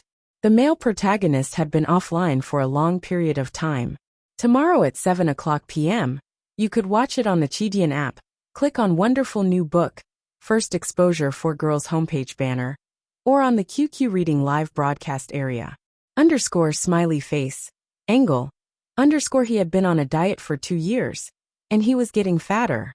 He felt that his face could fill up the entire screen of his mobile phone. Epsilon equals omega asterisk psi. Just thinking about it made him feel hopeless. The Empress still had a few more chapters and she was bored. She would officially end this book before the 5th of February. Guide to Live broadcast by the Empress, tomorrow at 7 p.m., live broadcast activity. Currently typing, please wait for a moment. After the content has been updated, please refresh the page to receive the latest update. Chapter 1875. External chapter. Jiang Lian. This life chapter, Jiang Lian was known as the first prince. The person she respected the most was the current emperor, her mother Jiang Pingji. The person she respected next was the grand tutor, Wei Ci, who seemed to have an ambiguous relationship with her mother, and was suspected to be her biological father. The person he liked the most was his twin sister, the second princess Jiang Yan. The second person he liked was the youngest son of boss Qiguan's family, little Langjun Qiguanxi. Other than the 4 people mentioned above, the one she was closer to was her favorite playmate Nan Nan.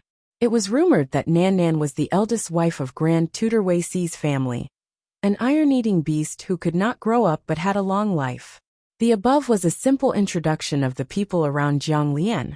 Even though she was born to be favored by the heavens, she still had her own troubles. She seems like a slacker. QAQ, what a cruel reality. Her entire family was a straight-A student, but she was just a slacker. It was not that Jiang Lian's studies were bad, but with the requirements of the crown prince, her learning ability was not as good as expected. Thinking of this, Princess Jiang Lian looked sad. Although the grand tutor and other teachers would not reprimand her, because she was the crown prince and the future empress, as her subjects, they had no right to punish Jiang Lian. However, weren't a few study companions used to take the blame? Take the blame for the crown prince. The young Qiguan she was punished the most, and most of the time, he was the one who asked for it. Your Highness, I'm fine. Qiguan Shi, who was chosen to be the study companion of the crown prince at the age of 5, consoled the first prince with a serious expression. Because of Jiang Lian, his palm was slapped by the old teacher who was teaching him. His right palm was red. Actually, the headmaster did not hit him too hard. After all, Qiguan Shui was Qiguan Rang's youngest son. Ordinary people could not afford to offend him, but he looked pathetic. Jiang Lian pursed her lips, still feeling very uncomfortable. How would he be able to give lectures in front of the pavilion in the future, if his studies were not good? She also wanted to study hard, but her learning speed was not fast. There was always a gap between her and the grand tutor's expectations. Jiang Lian even suspected that she was too weak. Was she born stupid and unable to be educated? Could a mediocre person like him really live up to his mother's expectations and manage the world? Occasionally, when she couldn't sleep, she would have a thought when she tossed and turned in bed. Why don't I let my younger sister do it? My younger sister can do it better. Although they were born in the royal family, Jiang Lian had a good relationship with her younger sister. Since they were young, they had no desire to fight for power. Jiang Lian simply felt that her talent was not as good as her younger sister's. If her mother focused all her energy on her younger sister, it would be much easier for her to cultivate her. You've been beaten red, yet you say you're fine. Qi Guanxi's face was as fair as jade, and she had been beautiful since she was a child. Jiang Lian was the one who requested for him to be the study companion of the crown prince, and his father happily sent him to the palace. Under the teachings of his father, Qi Guanrang, Qi Guanyin had always kept one thing in mind. His First Highness was the most important, and he had to be loyal to him for life. Before becoming her study partner, Qi Guanxi had interacted with Jiang Lian a few times. It was said that when he was 1 month old, this little prince had carried him and invited him to stay in the palace for a few days.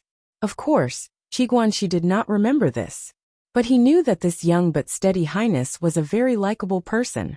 His only shortcoming was that his academic performance was not very good, and he often punished his study companions. However, Qi Guanxi did not think that this was a shortcoming. At most, it showed that she was not good at studying. No matter how good the emperor's academic performance was, he would not go to the imperial examinations. His First Highness only needed to learn how to be a qualified emperor who could work for the welfare of the people. Then, she would be successful and qualified. Throughout history, most emperors would brag about how smart and knowledgeable they were. It was not difficult to learn these things, but how many emperors could still remember the words of the saints after becoming emperors? Even if the emperor's academic performance was excellent, he would not be able to let the people live a good life, and would still be reviled by his descendants. When Qi Guanxi used a serious tone to comfort Jiang Lian and spoke logically, Jiang Lian could not help but burst out laughing. Did Qi Guanxi teach you to say these words? Qi Guanxi nodded. Indeed, father often talks about them. It was no secret that Jiang Lian's academic performance was poor, and some of the ministers had been worried about her for a while. His First Highness's studies were mediocre, while his Second Highness was lazy and did not strive to improve. Why would the outstanding emperor give birth to such an ordinary daughter? If the twins had an ordinary background, the ministers could still find an excuse to complain that the boy's talent was too poor, and that he was a burden to the emperor. However, when Jiang Lian and the twins were born, they were accompanied by auspicious signs and the reincarnation of Ziwei. The ministers could only swallow their complaints. Qi Guanrang used to be one of them. He became bald because of the crown prince. However, he soon realized that he was being too stubborn. There was no need for a crown prince to learn better than a great Confucian scholar. She only needed to know that there was such a thing, and learn it comprehensively, so that she would not be fooled.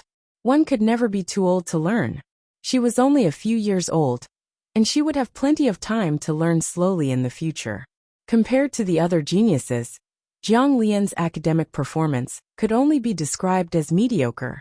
However, this crown prince had the qualities of an excellent heir. She had her own opinions on how to judge and use people. The rarest thing about her was her temperament. She was neither arrogant nor impetuous, modest and gentle, but not weak.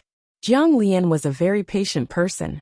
This could be seen from the time when Jiang Lian followed Yin Lin to the south to punish corruption and cheating cases at the age of 10.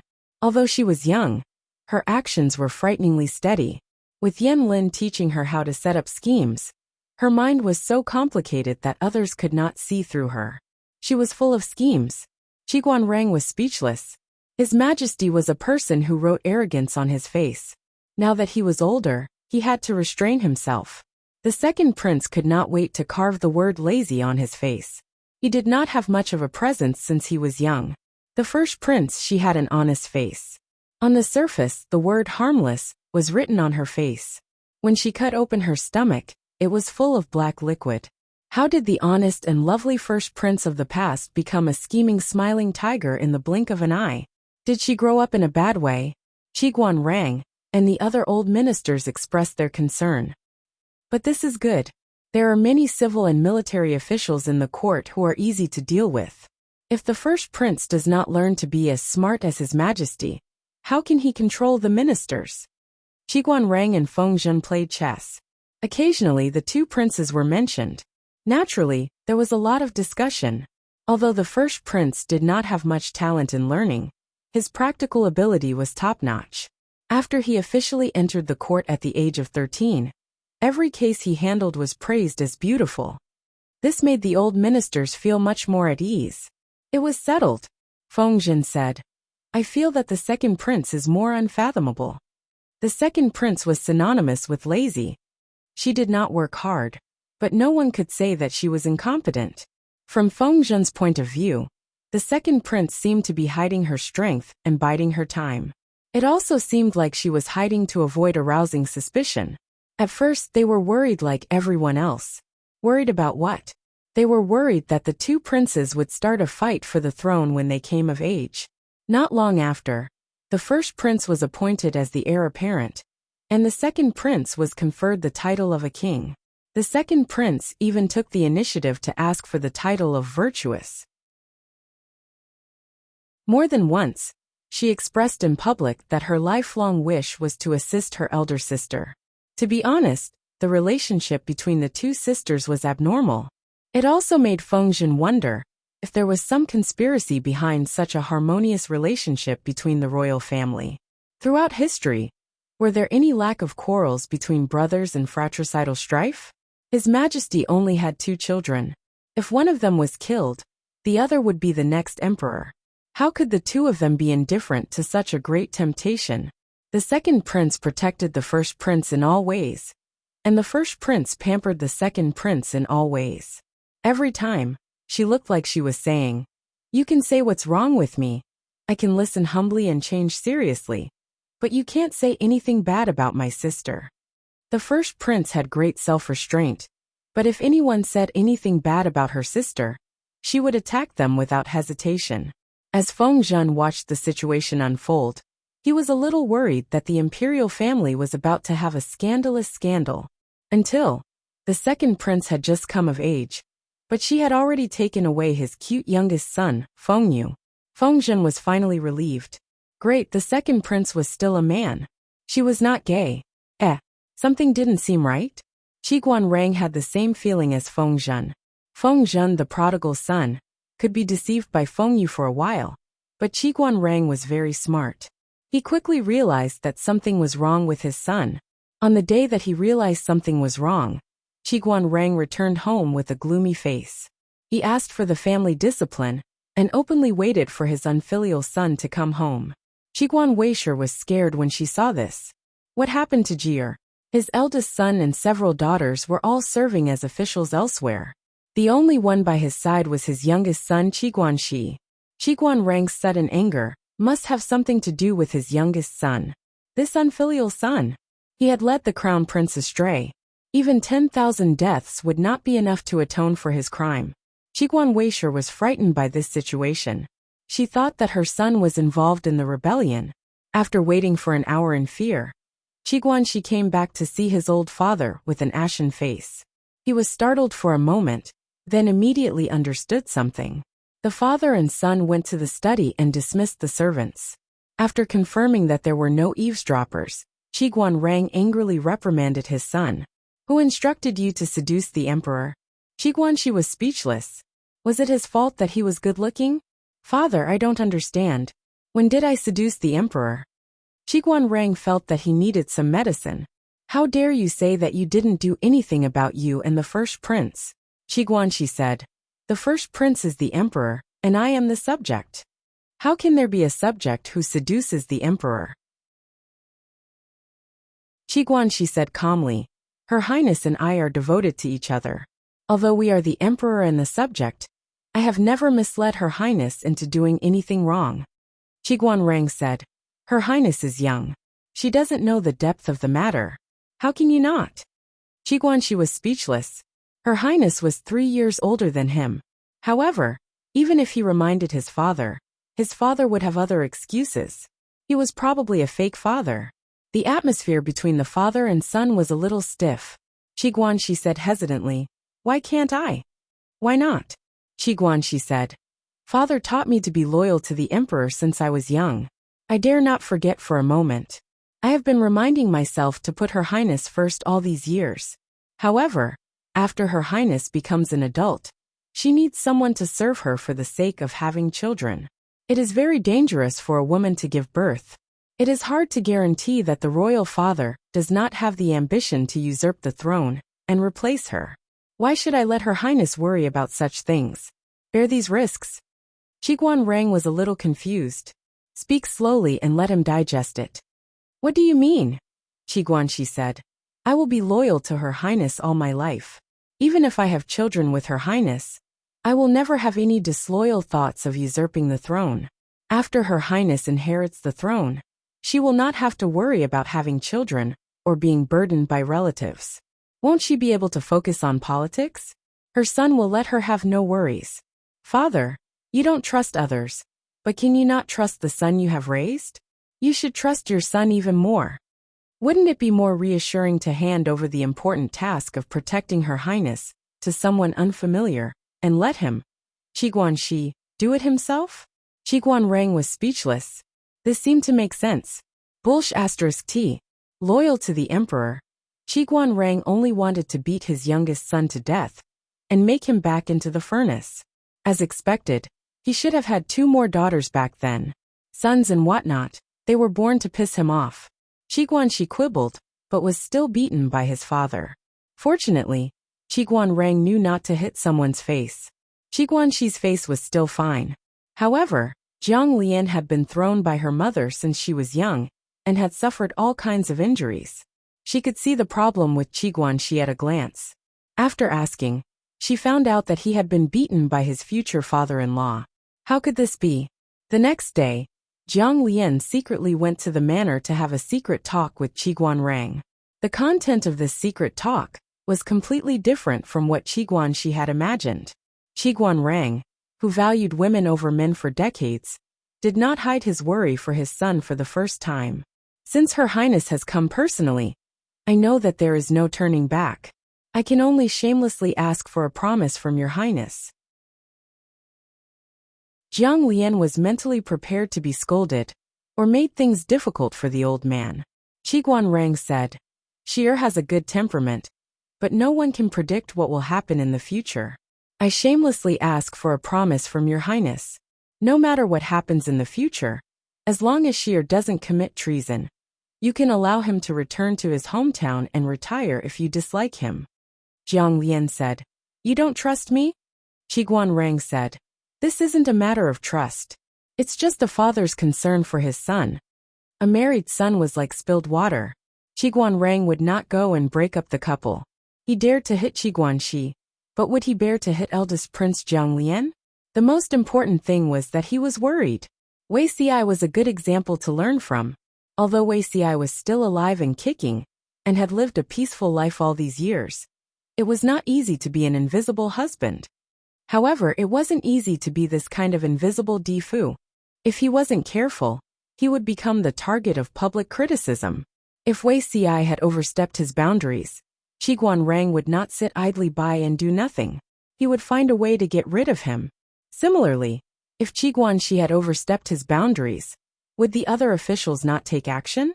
Even the emperor could not guarantee that he would be able to protect anyone in the imperial court. Qi Guanrang did not expect Jiang Lian to protect Qi Guanxi. He only hoped that when something like this happened, Jiang Lian would give Qi Guanxi a way out and let him stay away from battles. Jiang Lian said, All right, I agree. In addition, if Xi'er insists, I will warn his sisters and brothers to stay away from him. Qi Guanrang said calmly. In the future, just treat him as an ordinary relative. As long as I'm here, I won't let the children have too much contact with Xi'er. Please tell about this in detail, Your Highness. I thought about it all night, and realized with some shame that I might have hurt this child back then by favoring women over boys. That's why he became biased. I only hope that he and Your Highness are sincere, and not because of the pressure and obsession that I put on him. When Jiang Lian mentioned this to Qi Guanxi said seriously, "It's not obsession or pressure. I just can't imagine that someone will be closer to Your Highness than I am. I can't believe that someone else will love and admire you more than I do." He could not take the risk, so he hoped that he would be the one to protect her, so that she would not have to worry about anything and become a better person. The future emperor, who would go down in history, hoped that her descendants would praise and admire her when they mentioned her. This was the greatest achievement that Qi Guanxi could imagine. Jiang Lian smiled. "Yes, I know.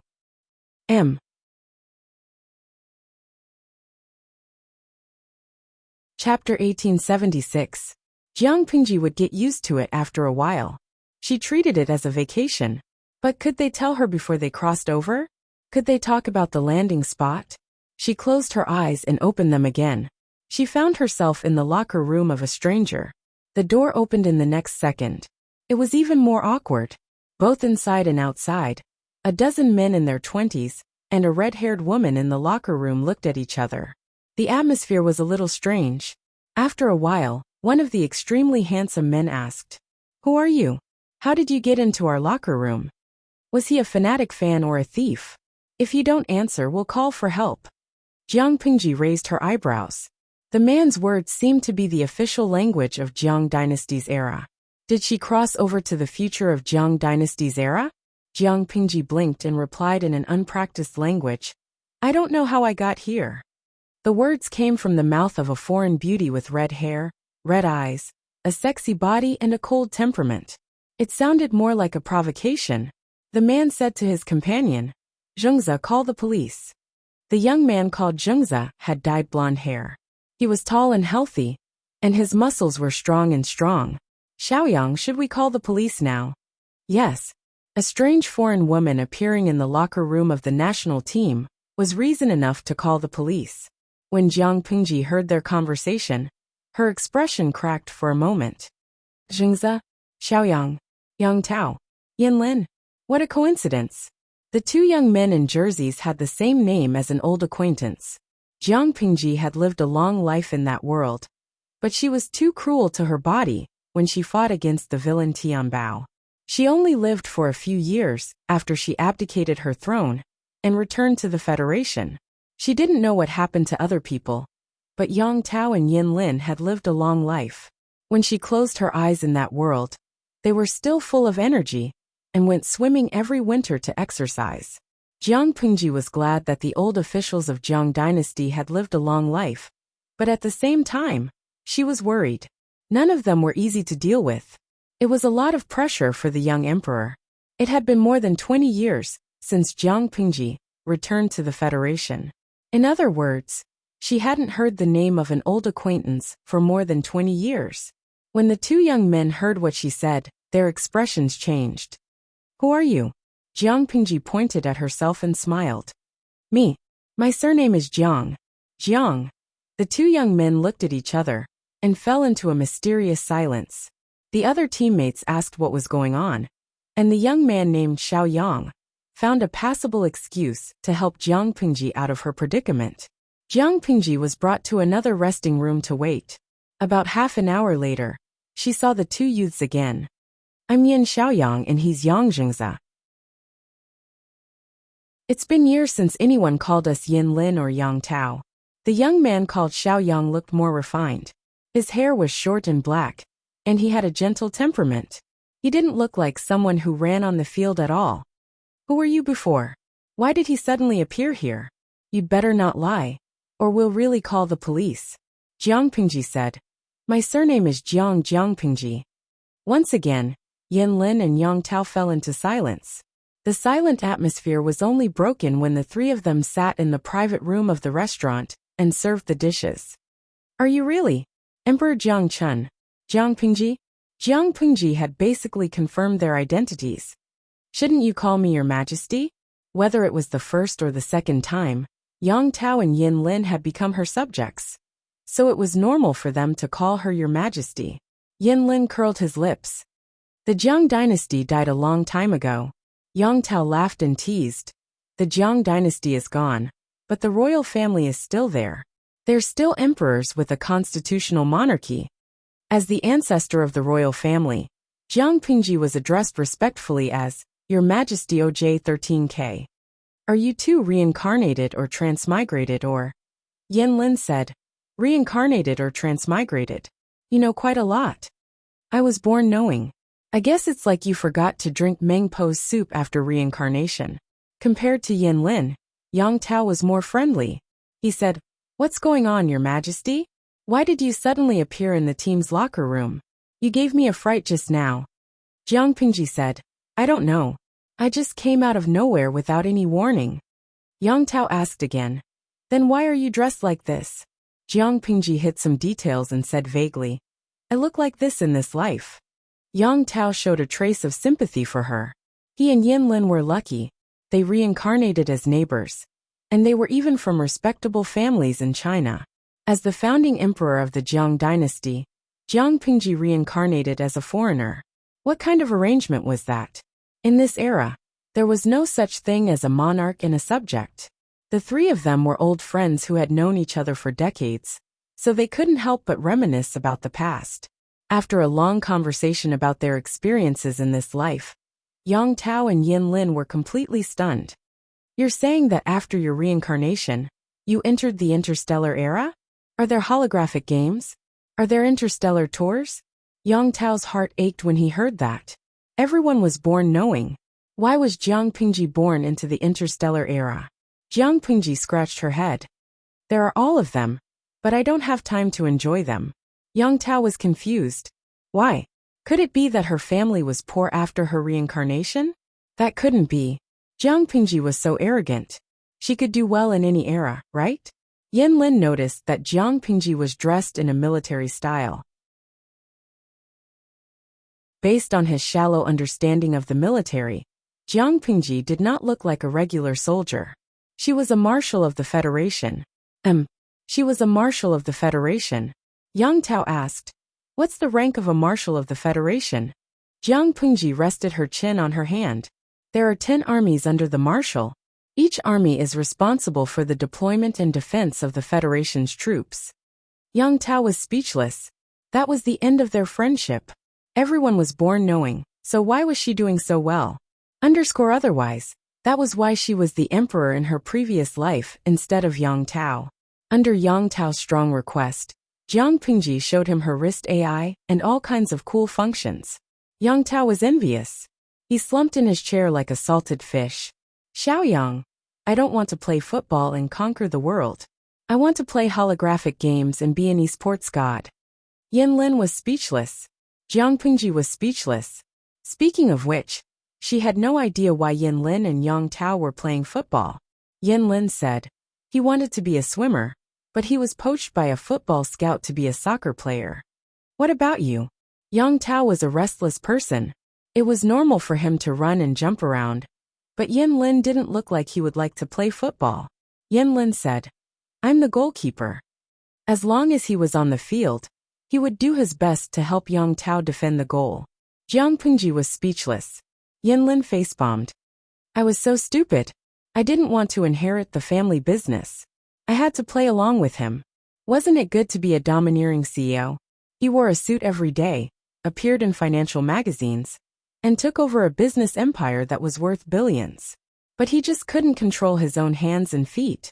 In his previous life, he had been Yang Tao's nanny for 50 or 60 years.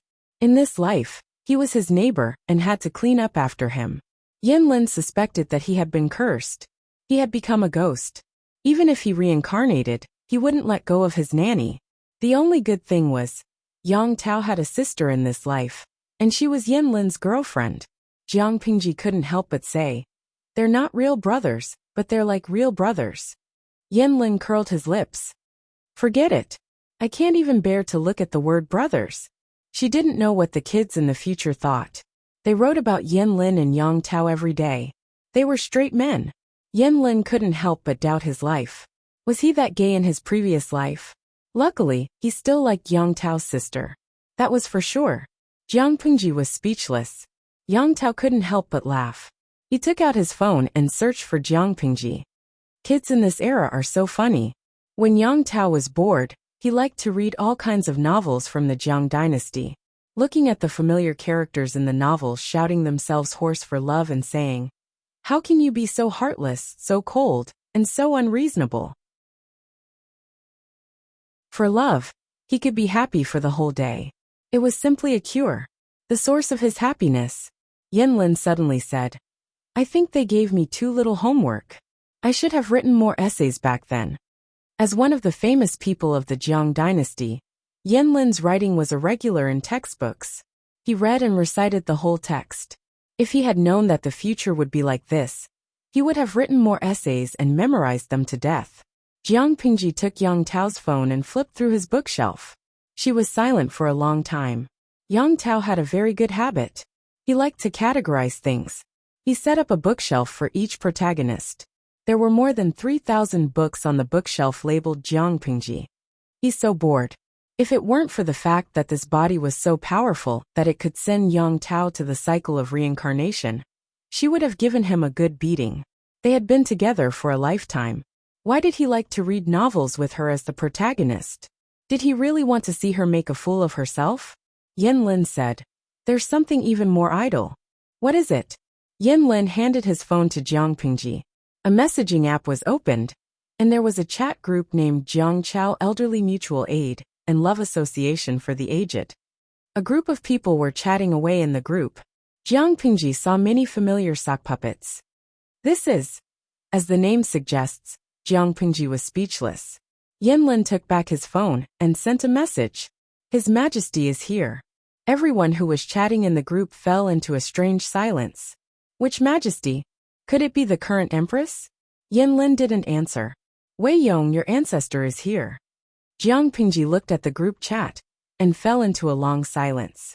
"You and Prince Wei Zixuan, ancestor? Jiang Pingji? Did she really come?" Yanlin replied, "Genuine goods at fair prices. Honest to all."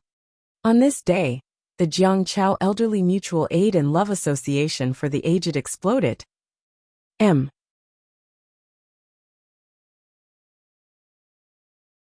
Chapter 1877.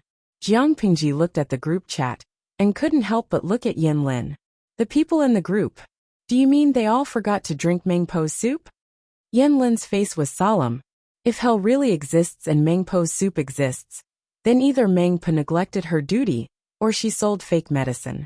Zhengze and I were born knowing each other. We met when our families visited each other with our children. Coincidentally, I found out that there were so many people I knew. The others were either the same, or something triggered their memories and restored their past lives. Coincidences? Yanlin said. People who passed away hundreds of years ago have returned to this world. It sounds like they were possessed and talking nonsense. Zhengze and I didn't want to be estranged from our parents in this life, so we tried our best to keep it a secret and pretend that we forgot to drink Mangpo's soup. Except for our memories, we are no different from ordinary people. But it's not easy to cover up our past lives. Sooner or later we'll find out. You found out? Yanlin couldn't help but look proud. He raised his eyebrows. No, we found someone else. Who? Yang Tao showed Jiang Pingji a photo. Your Majesty, can you guess who they are? Jiang Pingji took a closer look and saw a man and a woman in the photo. The man was tall and burly. According to the background of the photo, he was about 1.9 meters to 2 meters tall. He was as strong as a wall. Even though the man was wearing a well-tailored suit and leather shoes, the fierce look in his eyes made people think that he was a gangster. Beside the man stood a woman in a white strapless dress. Her makeup was exquisite. Looking at the woman's face, one sentence popped up in his mind. Even a vixen who could bring disaster to a country and people couldn't be more beautiful. Jiang Pingji looked at the possessive man in the photo and was speechless. Are they Jingtu and Huijun? Yang Tao complimented. Your Majesty, you have a good eye. Fu Wang was the grandson of a military leader. He had risked his life for many meritorious deeds at a young age. Hui Jun was a freshman in the finance department of a university. Coincidentally, she was asked by a relative's director to play the second female lead. She vividly played the role of a beauty who brought disaster to the country and won the Best Supporting Actress award in one fell swoop. Fu Wang had his memories since he was young, while Hui Jun had only remembered it midway. It was a coincidence that they had met for the first time. A female star with a flirtatious appearance had a narrow career path. If she wasn't careful, it would be easy for her to attract criticism. At that time, Hui Jun faced the situation of being criticized by the entire internet. The female stars who were competing with her for resources were all trying to criticize her. Not long after, Hui Jun became a guest on a live-stream variety show and happened to bump into Fu Wang, who was acting as a guest instructor out of boredom. Fu Wang had smacked her against the wall in front of all the cameras and said, "I've fallen in love with you at first sight. I want to marry you." Hui Jun had scolded him for being shameless. Fu Wang, however, said, "Men don't need face to chase after their wives. Those who do need face are all single." Hence, the focus of this episode was on Fu Wang flirting with Hui Jun. After filming the variety show, the two went to get their marriage certificate. All the netizens. Yang Tao excitedly pulled out another photo. "Your Majesty, guess who this is?" Jiang Pingji took a closer look and realized that it was a short video. The scene was probably a lecture hall. A young and beautiful girl was proposing to a man. The man looked to be in his early 30s. He wore gold-rimmed glasses and had a mature aura. Judging from the background of the video, he should be a professor. The girl was his student. Jiang Pingji couldn't guess, but she could use the elimination method to guess blindly. "Huayu and Jingxian?" Yang Tao gave her a thumbs up. "As expected of your Majesty, you guessed correctly." Feng Jin, the old antique, insisted that he was much older than Wei Jingxian, and that it was inappropriate. He forced the young lady to come to his school with her identity card and propose in front of hundreds of students. The scene was very lively. They had been married for a long time in their previous lives. Could Feng Huayu really tolerate his reincarnated wife marrying another man? "I think it's pretentious." Jiang Pingji. No, she felt that he was enjoying it. Didn't she notice that the man in the video was smiling when he was proposed to? Yang Tao seemed to like this guessing game. He showed Jiang Pingji another video. In the video, the young man was hugging the safety rope and said that he was afraid of heights. He wouldn't jump down even if he was beaten to death. "I still have to work on a defense plan. Big CEO, please be generous and spare a poor lawyer like me." The girl was a little older than the young man. If the young man was a fresh meat, the girl was a ripe peach. Every move she made was full of mature charm. It seemed that they were bungee jumping. Jiang Pingji couldn't figure it out. Who were they? Even Han Yu wasn't that timid. Yang Tao said, "It's Han Wenbin and Mi Chu." They only remembered their previous lives after they got married. Jiang Pingji couldn't help but roll her eyes. She knew that Han Yu and Mi Chu were a married couple who didn't get married in the first place. They didn't look like a married couple at all. How did they end up together in this life? Yang Tao explained. Wenbin was a young lawyer who had just graduated not long ago. He helped someone in a lawsuit and won. Big Boss Mi took a fancy to him. Big Boss said, "I can lose the lawsuit, but I have to sleep with this person. I want to sleep with him at first sight." TSK, Wenbin's face in this life is worse than in his previous life. Isn't it good to be in the entertainment circle? Why did he have to go down the road of no return? This was the story of a domineering female CEO who forced herself on a young lawyer. It originated from the lust in the court. If Han Yu went to the entertainment circle, he would probably be a sugar daddy's sugar daddy. Jiang Pingji put her hand on her forehead. Who else? Yang Tao pulled out a wedding photo from the album. Jiang Pingji recognized who they were at first sight. Han Mei and Wan Er. Did they forget to drink Mengpo's soup? Or did they buy a batch of fake Mengpo's soup? Yang Tao smiled. Isn't it obvious? I can recognize them at first sight. Jiang Pingji was speechless. Li Yun's face was exactly the same as it was in her previous life. Only a blind man could not recognize him. In this life, Li Yun was born into a martial arts family. His ancestors had a deep relationship with the Xie family of the Jiang dynasty. When he met Shang Guanwan, she was still a 15-year-old high school student. She held it in until she was an adult before getting married. On the day of their wedding, Lian smiled like a fool. It was a waste of his peerless face that could make him work in the entertainment circle. Yang Tao had a lot of photos in his phone. Yang Jingrong is lucky in this life. He's the son of a coal boss. He has nothing else but money. As the son of a coal boss, Yang Si should be happy to see a rich second generation who cheats his father and flaunts his wealth. But he had become a live stream host. His hobby had not changed even in his previous life. It was the same in her previous life. He went south in his 60s just to eat oysters. Jiang Pingji was speechless. Shameful. It was so shameful. Where's Nongqin? Yang Tao said. Yang Jingrong was forced by his family to go on a blind date after he turned 30. She met General Jiang during the blind date. They were not going on a blind date with each other. Jiang Pingji was speechless. Yang Tao took out other photos and rambled on for a long time. There were dozens of people in the Jiang Dynasty Elderly Mutual Aid and Love Pension Association. Almost everyone in the Jiang Dynasty's generation was captured in one fell swoop. Jiang Pingji deeply sympathized with the current Jiang royal family.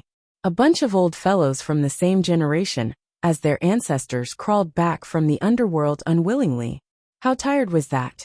She could not deal with them. She could only coax them like an ancestor.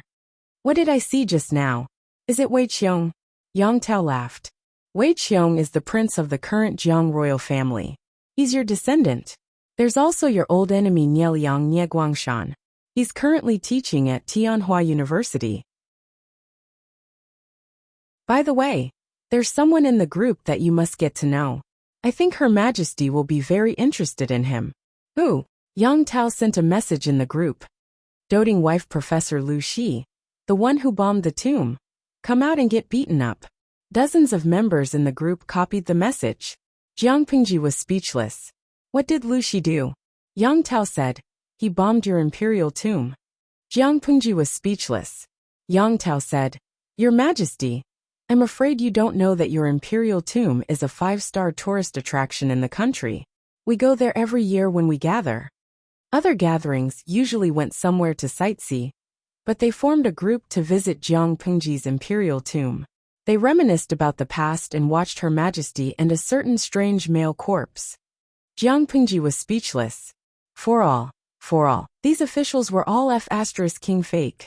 Yang Tao introduced the group of people and said regretfully, It's a pity that Zixiao and Wenzheng haven't been found. Jiang Pingji snorted. Now it was her turn to show off. Jiang Pingji used the cool AI to play 2 stereoscopic projection videos. A young man with semi-long hair was bending over the table and drawing. He seemed to have noticed the gaze of the person who was secretly filming. He turned his head with a smile. Peng Peng. Yang Tao was speechless. Could this be Wei Zixiao? Jiang Pingji switched to another video. This time, the main character was a cold-looking young man. The style of his military uniform was the same as the one Jiang Pingji was wearing. Marshal, this is the document that was delivered today. Please approve it as soon as possible. Yang Tao looked at the unfamiliar face of the young man. He was a little confused. This was Jiang Pingji said, Wenzheng. Yang Tao was speechless. After a while he broke down and said, Forget about Wei Zixiao. Why can Qiguan Wenzheng also reincarnate into the interstellar era? Jiang Pingji even showed Yang Tao the video of her family. She and Wei Xi stood in the middle. Her eldest daughter, Jiang Yan, stood on the right, and her son, Wei Tsong, stood on the left. The chubby girl, Jiang Lian, happily rode on her father's neck. She smiled and showed her bare gums. Wei Xi could only smile bitterly. He grabbed her feet with one hand and supported her back with the other. Jiang Pingji's transmigration lasted for 3 days. When she saw her old friends in this life, she let go of all her burdens, sang loudly, and had a party. All the regrets of her previous life and this life were released in a party. When Jiang Pingji woke up, she returned to the familiar world. Only the images stored in the AI told her that the few days she experienced were not a dream. Jiang Pingji wiped her face and sent a message to Wei Xi. Wei Xi had just finished class. The students had not left. Zixiao, I miss you. Wei Si blushed when he heard that. The students are still here. Jiang Pingji said, I know, but I miss you. Wei Si said, I'll get off work and go home in a while. Jiang Pingji said, I know, but I want to hear you say that you miss me too. Wei Si could only say, yes, I've been thinking about you. The students were speechless. A few hours later, the two topics were trending. Hashtag, what did we do wrong? Why does Marshall feed us dog food every few days? Hashtag, the federal conspiracy to urge marriage. Hashtag.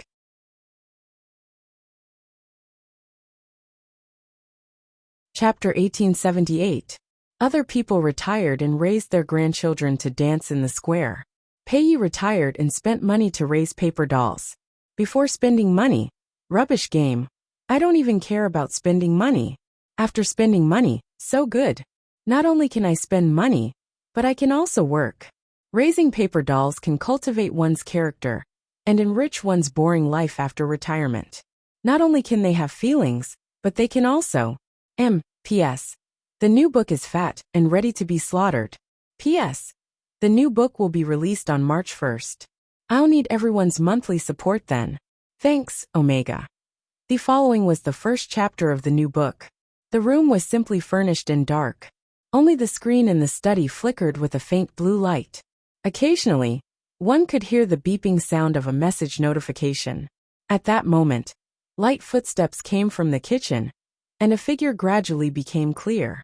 Beep, beep, beep. The message notification sounded again. That person took a step and appeared in the study like a wisp of green smoke. She was so fast that she left behind a series of afterimages.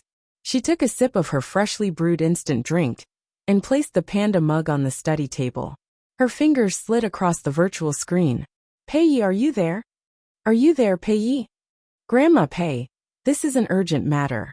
Don't play dead. Grandpa Pei, I'll call you Grandpa, okay? Reply when you see this message, or I'll hack your AI. Pei, come out, Pei. I know you're online. Don't hide behind the screen and keep quiet. I know you're peeping. The time at the bottom right corner was ticking by the second. Pei read through her increasingly agitated friend's message. Her expression was as calm as still water. Her friend begged her grandfather and grandmother to compromise in despair. There were more than 200 messages in a row. Pei skipped over the useless chatter in the middle and went straight to the last few messages. Grandma Pei, you're so calm. I admit defeat. I'm impressed. Her friend's attitude gradually softened. I have something to ask of you. Aren't you very free recently? Help me take care of a child. Everything can be discussed after it's done. It's not convenient for outsiders to know about this child's existence. After thinking about it, I can only ask you to take care of it. I know you don't know how to take care of children, so I specially designed an idiot-style nurturing app for the little guy. You just have to take care of him. It's completely effortless.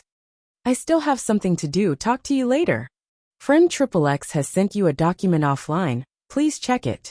His actions were swift, as if he was selling a hot potato. Pei stared at these words and hesitated for a while. In the end, he still chose to accept it. Her posture changed from a proper sitting posture to a lazy and decadent reclining posture. She crossed her long legs and leaned against the corner of the desk, humming a popular local folk song. Downloading, installing and opening the app. It was done in one go. A second later, the intelligence system's screen turned black with a paw sound, slowly revealing a gorgeous pink sea of stars. The sea of stars moved closer to the center of the AI screen, forming a pink vortex. Not long after, the pink vortex condensed into a cute pink heart that simulated 3 heartbeats. What's the point of designing such a flashy app for?